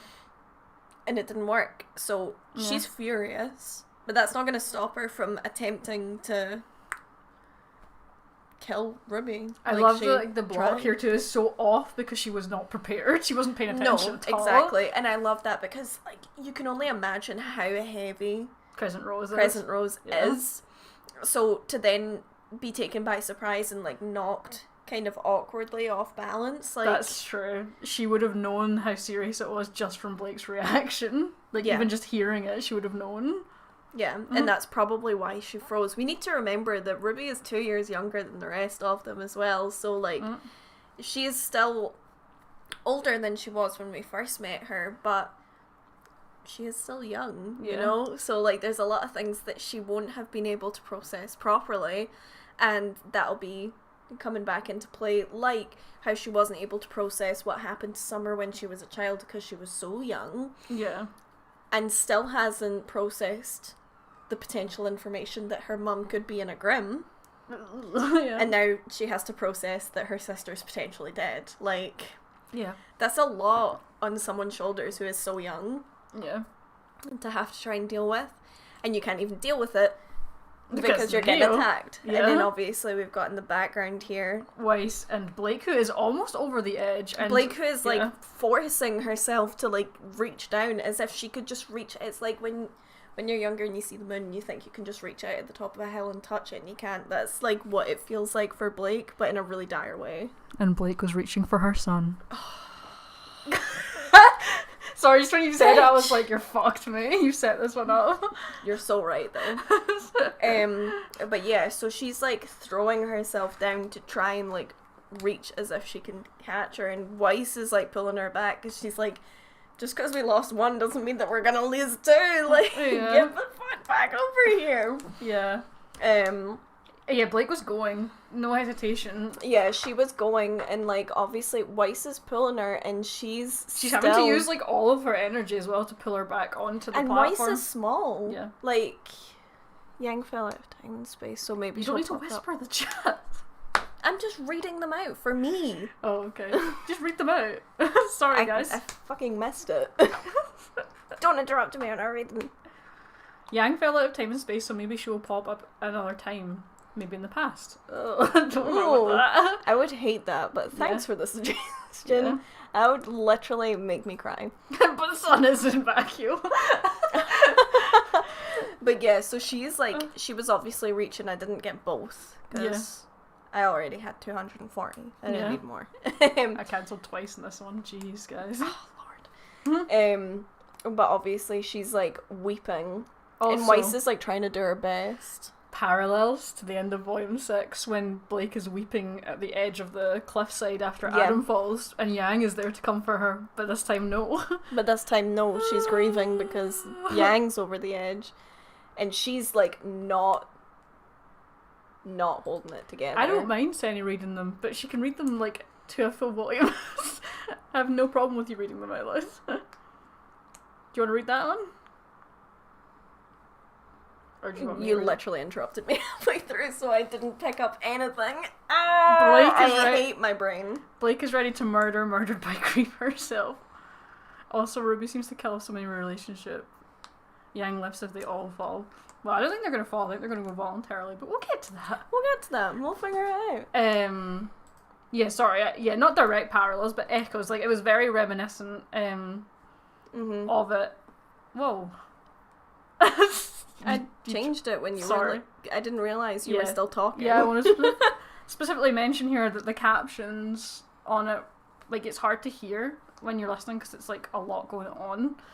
But the captions say, like, in a low murmur, she's saying no, no, no. Yeah. Which is fucking devastating. It's true, someone get Blake a tea tray. Yeah. But what I love about this is, she must feel like she has absolutely failed because she did make a promise to Yang to, like, that they would protect each other, and she hasn't done it. And she was so close too. Like, even if she just managed to hook Gamble around Yang's leg. Yeah, just to, like, wrap it, but she was not fast enough getting there, and that's... And as far as Blake is concerned, Yang is gone. And they've only just reunited, too. And they've only just reunited, and actually, like, rebonded as well, because you have to remember, like, they reunited. Yeah. And but Blake their relationship was, like, really rocky. Not rocky, but Blake wasn't sure how Yang was going to respond. It was rocky. Yeah. Because, like, Blake was overcompensating by doing too much, and Yang was like, you don't need to do that, but, like, things are still going to be weird because we need to talk. So it was rocky for a little bit, and then they managed to, like... Wait, what bit are you talking about? Are you talking about in Volume 8? No. Oh, I'm talking about in Volume 8, like, when they reunited recently. No, I'm meaning when they reunited. Volume 5?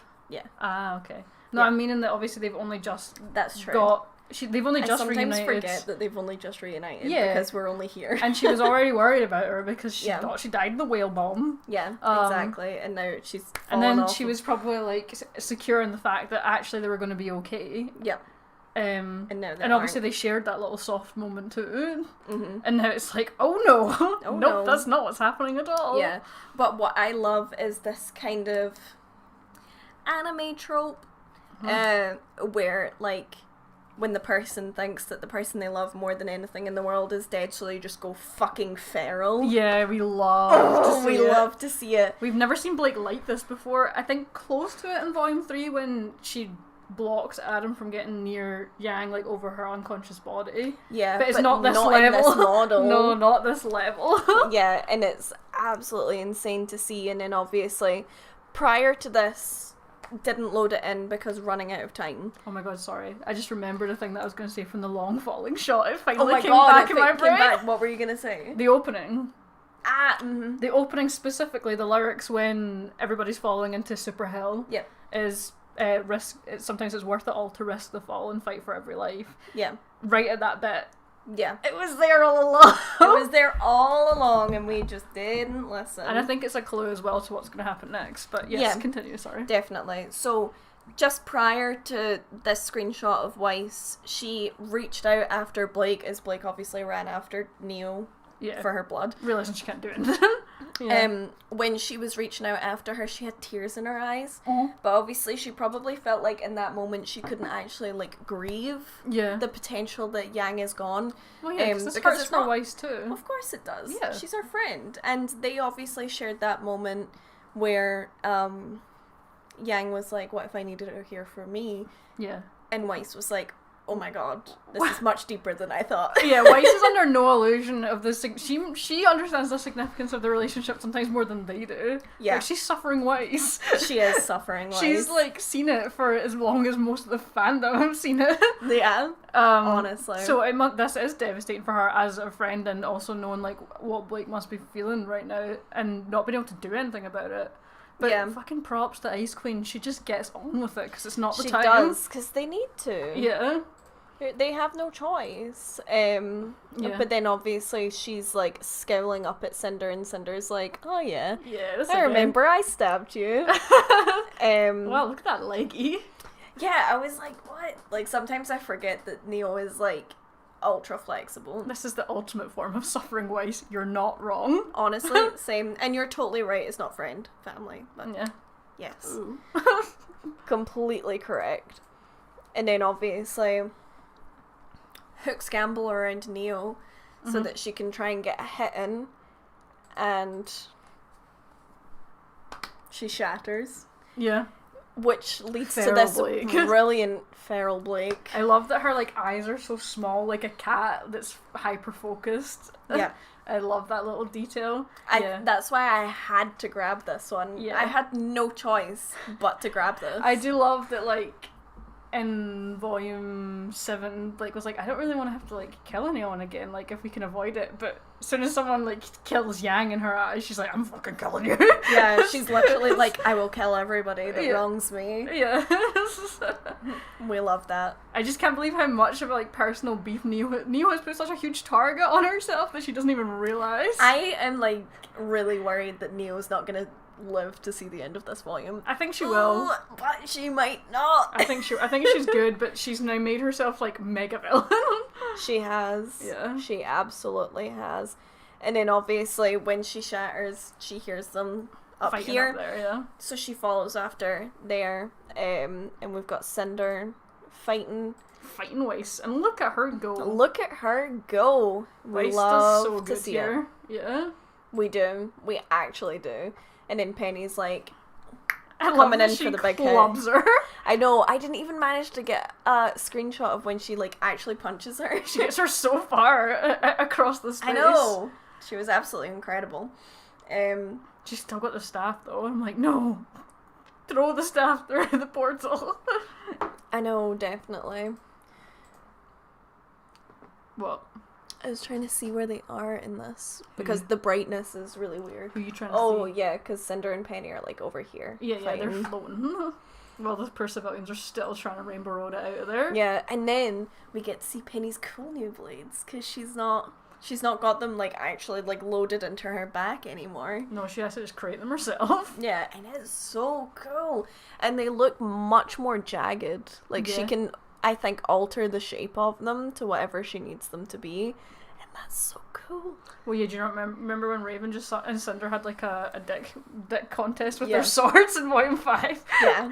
And Penny's like, I have all the dicks. Yeah, and she's like, look at my many dicks. So they obviously sort of duke it out in the air for a little bit. But then Cinder starts to get pulled backwards by a little glyph that you can't really see on this screen, but you can on this one. Little glyphy pulls her back. So obviously Cinder sees it as a brilliant opportunity because Weiss is standing where there are 3 portals. Yeah. So she's like, oh, here, I'll just fire lots of like how about you have some shrapnel here? Yeah, exactly. Yeah. So Weiss uses it as an opportunity to use the prettiest glyph I've ever seen in my life. Yeah. It's so cute. Look at the detail in it. I love seeing her use the sword as a shield. Absolutely. And it's brilliant. Yeah. And these two this dad and his daughter. These NPCs, though. Like, will they ever see a peaceful day again? Probably not. Probably not, because they're going straight through that door to Vacuo, and it's a nightmare. But obviously, Weiss can't, like... No Russian. Jesus. What? You won't get it. It's a reference. Okay. But obviously Weiss can't cover, like, the whole door. So shrapnel starts, like, throwing itself through into the subway system. And obviously John hasn't been through since this chaos started. He's just like, what the fuck? Well, he's trying to get everyone in the subway through it, which will be many, many people. You gotta also assume that he knows, when he sees the glass, he knows it's Cinder. Oh yeah, because it's so specific. Oh, yeah. It's black glass. Yeah. So... Yeah. Yeah. Whoops. Wow. Big boom. Yeah, this is when some of them explode. Some of them lodge into the ground and they're used as kind of like a bomb. And it yeets Weiss up. But thankfully Weiss does not suffer the same fate as Yang because she has glyphs. Yeah, but she is getting close to being spent. Yeah, you can tell that she is exhausted. Yeah. And that she has not got much left in the tank now. Yeah, she really, really is. And obviously Cinder's like having a wee moment to be proud of herself. Probably would have thrown in another hit. But Penny sort of throws her swords and she dodges them. And then we cut back to a little bit of a ladybug team up here. Nice little ladybug team up. Yeah. Although not very coordinated because Blake... RWBY is just trying not to get hit here, basically. RWBY is trying not to die, and Blake is forcibly trying to murder Neil. So, like... What was the thing that you said earlier in the reaction? Like, unlive or something? Unalive. Unalive? Yeah. She's trying to unalive Neil. Yeah, she's trying to unalive her. It's from TikTok, because they can't say suicide. I know. So they just say unalive, and I think it's brilliant. Such a strange term. I know. But then, like... Oh, Penny screams. Yeah. And that's what happens. So then Blake kind of looks over to see, like, what the hell's going on. Obviously notices Weiss in her sort of predicament and has to weigh up, like, do I stay and help RWBY when she actually kind of, looks like she's got this covered. Sort of. Sort of. Neo is not so strong an opponent that RWBY can't handle her for now. Yeah, and then like, looking over to a very spent Weiss. Is that the next one? No, this is her, like, doing a worried look, because she's like, well, if Weiss is up there spent and she gets hit once more, she's falling too. Yeah, she doesn't know what to do, because they've completely been split off from each other. Yang is dead as far as she's concerned. Yang's dead, and all of this is going to shit. Yeah, and it's like really not working. So she just doesn't know. It's just panic now, like what to do. Exactly. And what would you do in that situation? You would protect the people that are still alive, as much as revenge is like important, obviously. To her, well, she switches gears a little bit. Exactly. This is when that's what I'm talking about. Yeah. Is like, is your revenge more than making sure that the rest of your teammates stay alive, or are you willing to let more of your teammates die just so that you can get revenge? And it's not. I think that's the realization here. Is like she kind of like comes to like the feral like vengeance, blood rage. Yeah, ends here because of that extreme, kind of like heartbeat in your ears, like just seeing red mist. It all just ends because she hears Penny screaming and sees Weiss, and she's just like, revenge is not important right now, and RWBY is holding her own enough. This was such a good location for this fight, like such a cool setting. It caused such anxiety and stress. Definitely. I saw someone on Tumblr, because I always like to kind of stalk Tumblr and see like what people are saying, because there's always some really interesting like theories that people have. I have no idea who said this, unfortunately, but someone was suggesting the idea that this might be where Blake upgrades her semblance finally. That she might send like 2 like really, really well formed clones so she can do more things. That would be cool, instead of it just being an empty shadow to take one hit. Yeah, so she doesn't it's have kind to of split. like Sun's. Yeah. Fuck. What does he call them? His boys. Sure, his boys. His clones. Clones, I guess. I feel like they have like a different His name. lads. No. You're just confusing me further. His peanut babies. No. Peanut child is back. Don't touch that sticker. It's anxiety. I know. So...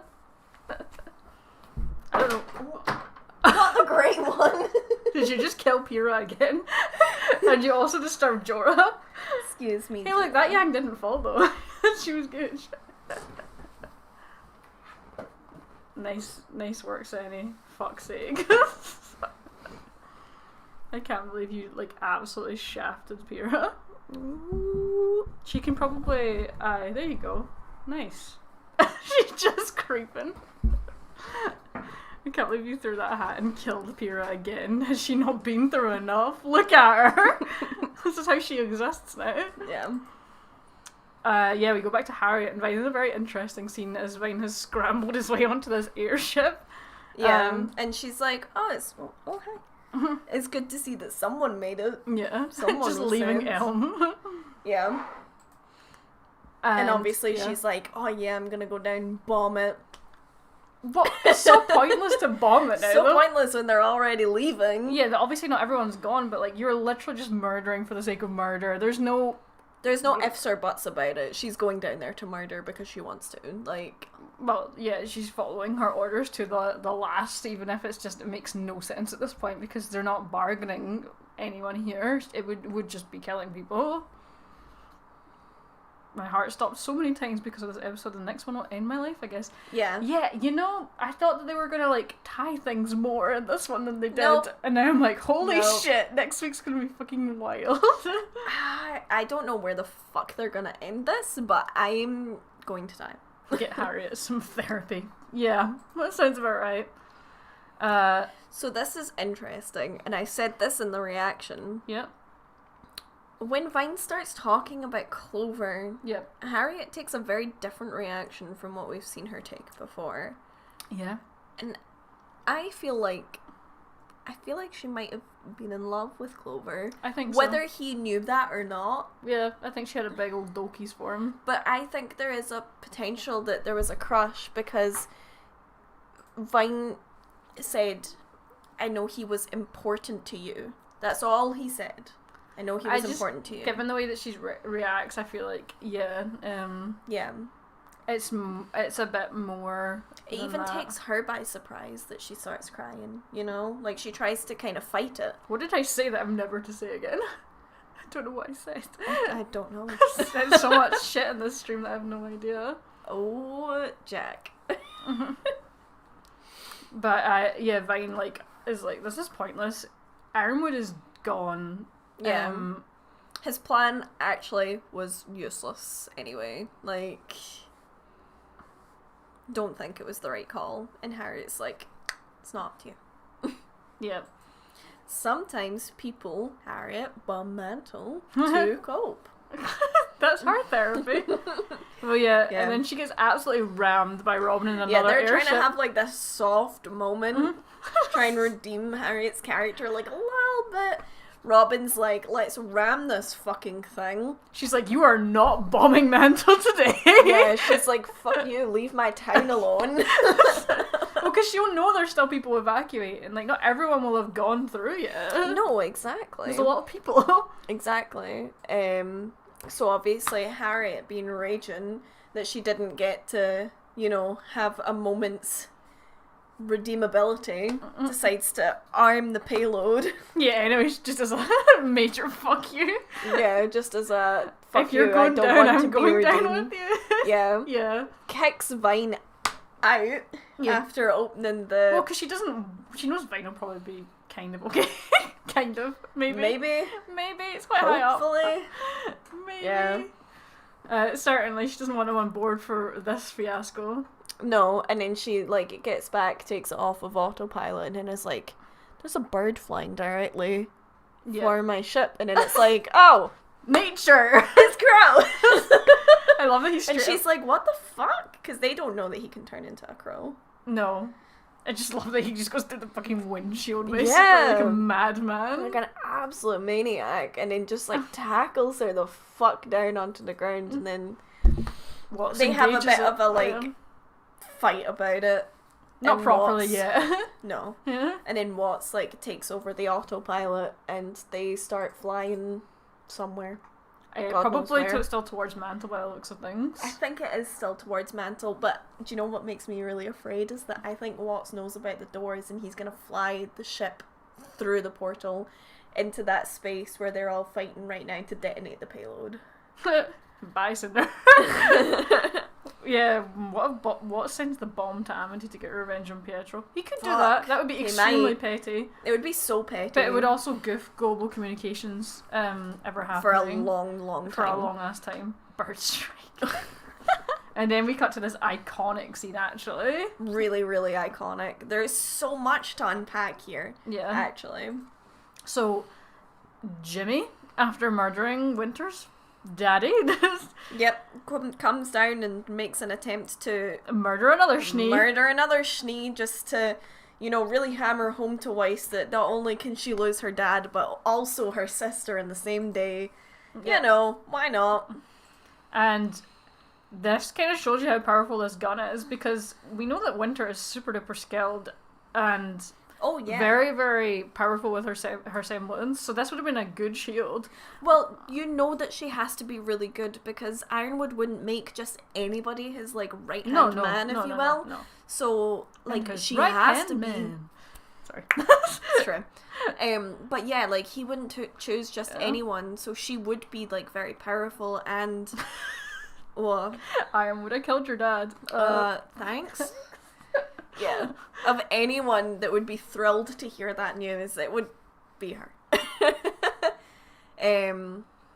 So yeah, it explodes and, like, she's knocked back because it doesn't actually fully protect her from it, which tells you this gun is a danger gun. A real danger. Yeah. And obviously he's, like, walking over to her and he's like, of all of the times that I've been, like, chasing shadows and watching my back and making sure that no one's, like, stabbing me in the back, I really didn't expect that it was going to be you that was going to do it, you know? And it's like, man, baby, if you weren't such a fucking idiot, this wouldn't have happened. Like, he totally just went power crazy. Yeah. So, I also, like, it reminded me as well, a couple of people mentioned it here, but the fact that it was pointed out multiple times in this episode that, like, Atlas is, like, a population, it's not a landmass, which is very similar to Thor Ragnarok, where Asgard is a people, not a place. Yeah, definitely. Fun reference. Fun reference. Yeah. But what I thought was really interesting is he was so passionate about what he was talking about watching his back and, like, looking at the shadows and everything. Like, there was light in his eyes and there was, like, real passion behind there. But then when he, like, targets it right in on Winter and is like, but I didn't think it was going to be you, it's just dead behind the eyes. No light, dead. Yeah. It's just like, what the hell? The thing is, I think if he's fighting her, he'll take the guns out because he needs maneuverability. Yeah, against and that Winter. Looks like it's got, like, a charge kind of thing. Like, it's not just like a you pull the trigger and it fires. Like, I feel like it's a you hold the trigger for, like, 3 seconds maybe, and then it, like, charges and goes, you know? We heard you like guns, we made your guns a gun. We made your guns a gun and a gun. We do love the gun. Yeah. And we get this iconic line delivered so well from Winter, where he's like, Ironwood says, I've been chasing shadows, like, all my life, waiting for someone to betray me, which shows you how paranoid he's been for so long. Yeah. If he's literally been looking for people. And saying that he never expected it to be Winter. Yeah. and yeah, that she's basically betraying the kingdom by doing this. And he gives her like one last chance to. Yeah. He probably would still kill her, to be honest. But honestly, he gives her a chance to stand down and probably would have killed her. But her reply is great, and she's just like, I've like done everything I can to like fight for this kingdom, and its people, and I'm doing that like right now. Yeah, which I just thought was like great. Yeah, that was a very love you, Miyuki. Thank you. You have done great. It's been a crazy busy stream. Love and appreciate you. Yeah. Have a great night. And then he cries. Lol tear. There's emotion behind there too, because he's got the glint in his eyes. They're not dead. Winter was probably the last person he expected, though. Well, yeah. To betray. Exactly. See, if you think back to like Volume 2, Volume 3, when Winter shows up, I think it was Volume 3. Yeah, it's Volume 3. She's so loyal to a fault with Ironwood. Like, anything he says goes. And I feel like she would have continued to follow him had he not just gone absolutely crazy, you know? Yeah. Like, crime shame, really. Man, we're so close to 200. You guys are crazy.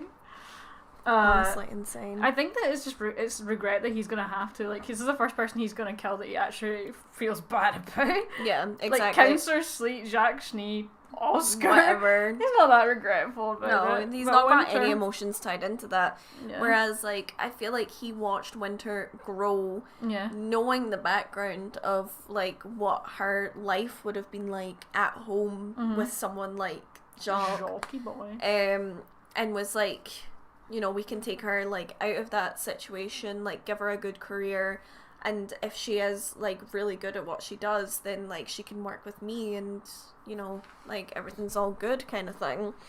Really didn't expect that she was going to do something like this, but that's why it's brilliant. And then we get to just because, you know, you need more cliffhangers. Yeah, why not? Let's just leave every single plot thread just dangling so that we can see what we can tie up in the finale. Like, so Ren, being an absolute PogChamp, is actual PogChamp. He is hiding the emotions of a lot of people here. I mean, there must be thousands of people there. There's at least hundreds in this shop. Yeah.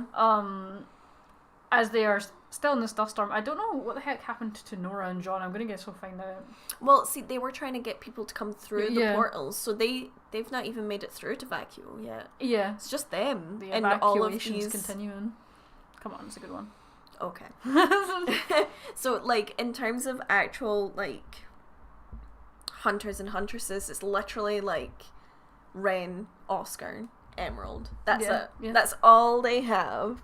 But obviously it starts to fail. His aura breaks, I think. Yeah, I think it's like absolutely spent, And he's like, I'm spent. Yeah. And Emerald, I think, is the one that's like, where's Penny? Like, maybe she'd be able to clear up this storm. Yeah. I think, and Oscar's like, she should have been through here by now. Tries to run through. Yeah. Bounces. And he's Harry like, what the hell? And Ozpin in his head is like, oh, Ambrosius. And like cuts to this scene where it like zooms in on his face as they mention that they want these tunnels to be like a one-way ticket to Vacuole. So he takes that to heart. One-way ticket, can't get back through. Yep. Very, very unfortunate. So he comes back to like explain. I see that, James. Why did you have to say one way twice? Yeah, honestly. Because she thought it was a fun thing to say. She's like, it's just a turn of phrase, and he's like, cool, no, not down. Anyway, one-way ticket. Got it. Oh, man. Oh, yeah, also, Sirs and Madams posted their Ummmmm Ready cover, so you should definitely go and check that out at some point. Either now or later. Whenever. But I mean, it's probably better that they can't go back through, because then Grimm could go through. Exactly. You don't so really it's actually want these better lads flying through. For protection. Someone was asking about the happy huntresses, where they are, but I'm gonna imagine they're still trying to like corral people. They might not be engaging to try and like filter people to go a specific way to get to safety. Yeah, I don't think they would engage with Cinder directly because they just know that that's just not a good idea. But they would be still trying to shepherd people to the portal. Oh, well, the people matter to them. Yeah. That's what their whole kind of MO was about, was that the people mattered. Yeah. Not the hierarchy, not the Atlas versus Mantle, it was the people. Obviously, most of that was Mantle, but... Yeah. They'll be the ones that are trying to, like, chauffeur everyone through, but obviously... Man. It's so brutal how many civilians died in this one. Look, there's Peanut Child! There he is! No! He'll be okay. Yeah, he doesn't get picked up in this one, just his dad. Ravager Grimm. Yes, they're like Bat Grimm. They're like big Bat Grimm. Cries. Yeah. Yeah, so they show up, they're, like, picking everyone up, and then... I mean, I'm scared, because they all... get ready to fight, but Ren's literally lost his aura. Yeah. So I don't know what he thinks he's gonna be able to do, and that gives me real concern that we're about to lose Ren. I honestly think that, I know I said it earlier on Twitter before the episode even aired, but I think we're going to see Team Coffee in the next episode. I hope so. Because that's the only way I can really see out of this situation. Because now we can finally get back to talking about where the fuck did Yang go? Because we've been through all the screen grabs. It's true. So I don't know. There's so many theories already dancing about, like whether it's a different point in time, whether it's a different dimension, like a weird realm that she's fallen into that could be pretty freaky. Yeah. You pointed out one that someone had said that someone was really had early. Commented on the Twitter post about the live stream, and said that they wouldn't make it, but their theory was that if you fall through, then you just land somewhere in Remnant. Just somewhere. Yeah. God knows where the fuck you land, but you land somewhere. Yeah, it might, because the thing is, Ambrosius never got told like where the boundary had to go, so he could just left a randomizer basically. Because they didn't get that detail. So it could be that she has just fallen into another part of Remnant, but there's no CCT, so if she's nowhere near any kind of tower, she won't be able to communicate with the group and be like, I'm here. Yeah. So they'll have no fucking idea where she is. The only saving grace is that Yang knows they were going to vacuole, so... Nora wants to know where she is without Ren, and she might be about to find out. Fuck that. Also, Dan, we are not winning. Also, Alistair, I was literally just thinking that when I was talking about it, that the possibility of her just, like, landing back in Patch. I kind of wish, I hope she doesn't. I want her to go somewhere wacky. I know. Maybe Salem's Kingdom, that would be very wacky. Imagine she lands, like, in the gardens of her own home and she wakes up and she's like, oh, well, at least I'm home. She goes in and, like, no one's home because Taeyang's already packed all his shit to head to Atlas, and it's like, oh, great. I don't even have a bike this time. I just don't think that'll happen. It's too convenient. No. It's either going to be a weird, like, pocket dimension, some really weird place that they end up, or it's going to be somewhere in Remnant that's not very good to get to places. The only thing that makes me think no is when they fall into that black hole, essentially, in the opening, RWBY, like, reaches out for the staff, and it's, the apathy hands. Well, they're more like Cinder's arms. Do you think? I think they're more like apathy arms. Cinder arms. I think they're apathy. Okay. So I'm like, what if it's just a sea of Grimm? Ew. I don't think it is. I feel like they'd have to be fear. I think they'd have to be very specific about that. Yeah. Gives me a real fear. No. I think you're good on that one. I hope so. But I have to say that I think that the rest of Team RWBY are just going to go over. Like, they're going to decide together that that's what they're going to do. Yeah. Like, they might they might eventually, whatever the fuck's going to happen with Cinder's going to happen, but they might eventually get to speak to Jean and Nora and be like, Yang went over the edge, we're going. You guys have to go through. You guys need to go through to vacuole. Yeah. Which means that they're going to go through, and then, like, eventually Sun's going to show up and be like, hey, guys, you know, where's my favorite Team RWBY? And they're like, oh, they jumped. They're dead.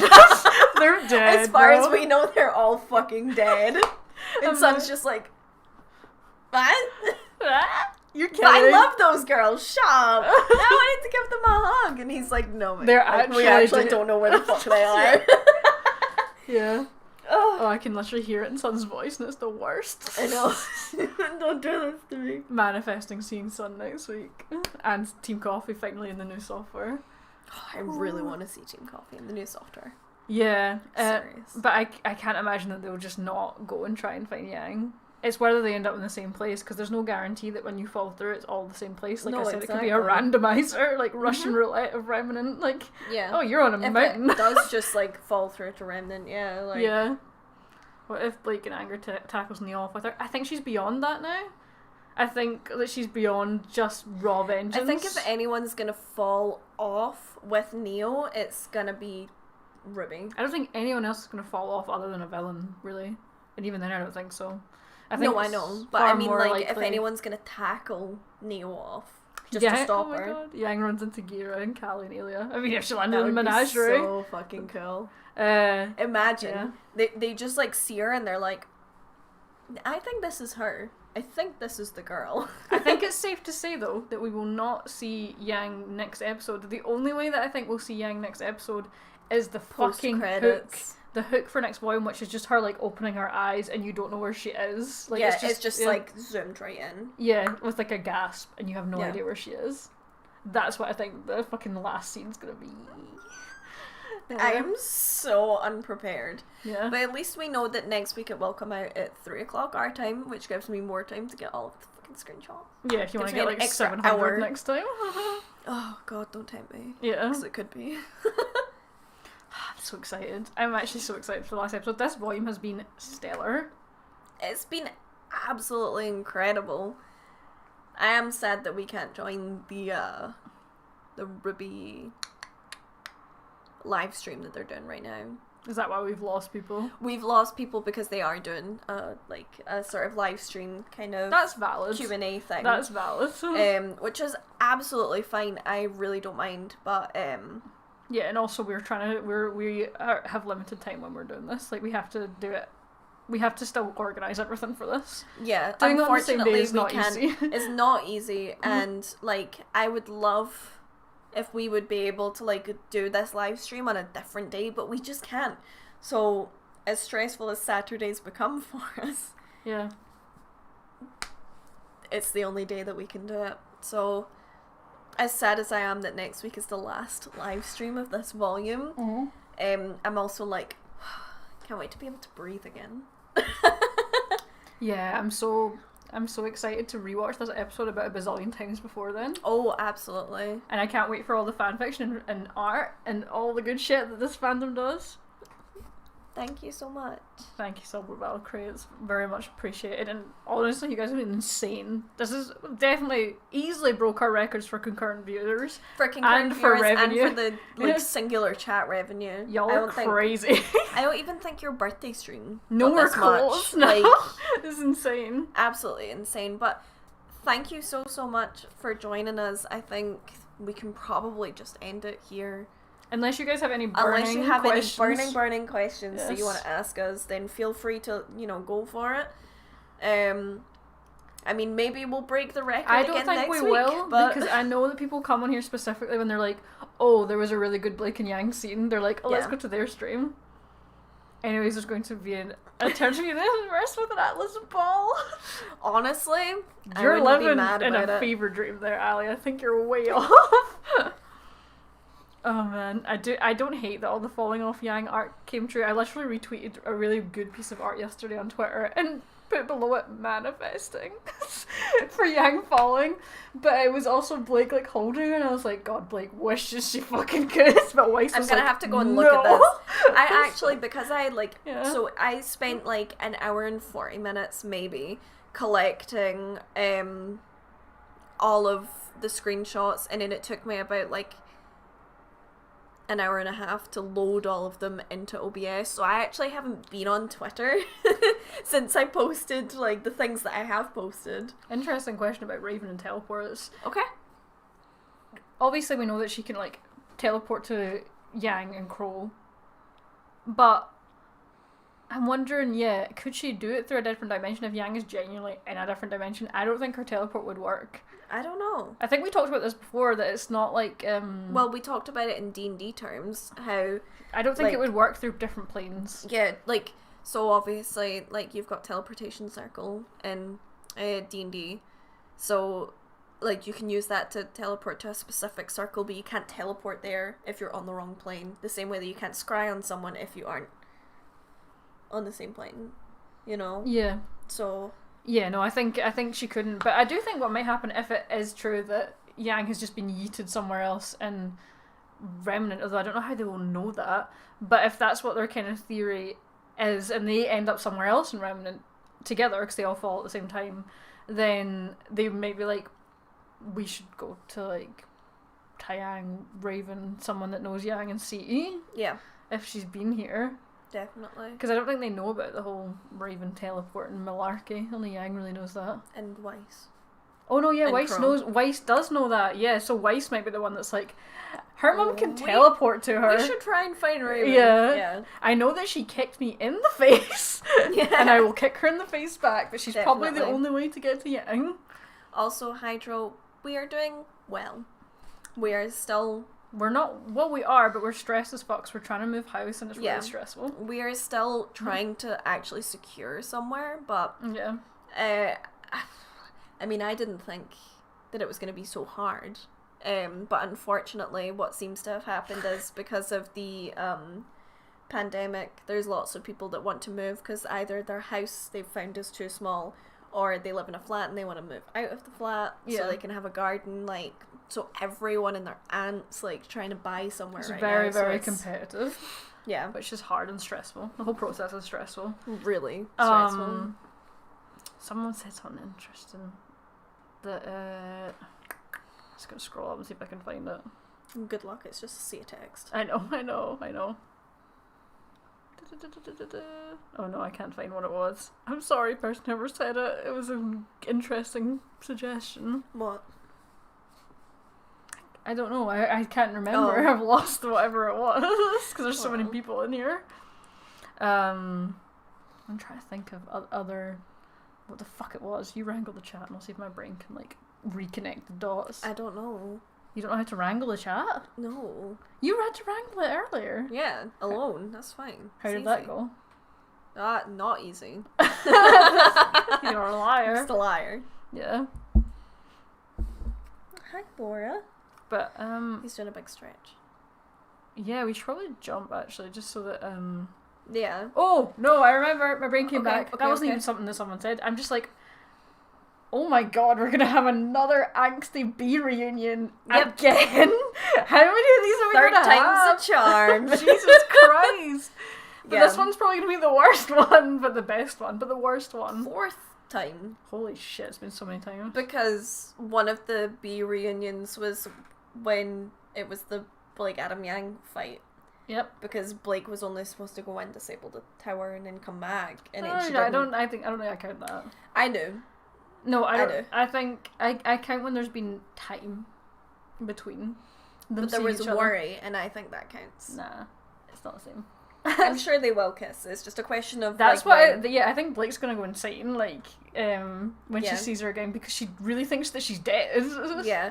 What I honestly think might happen is when they get some downtime, if they don't jump off the edge, or they do and they all end up in the same place, but Yang isn't there, like Blake is gonna have like a full-scale meltdown because she never told Yang that she loved her.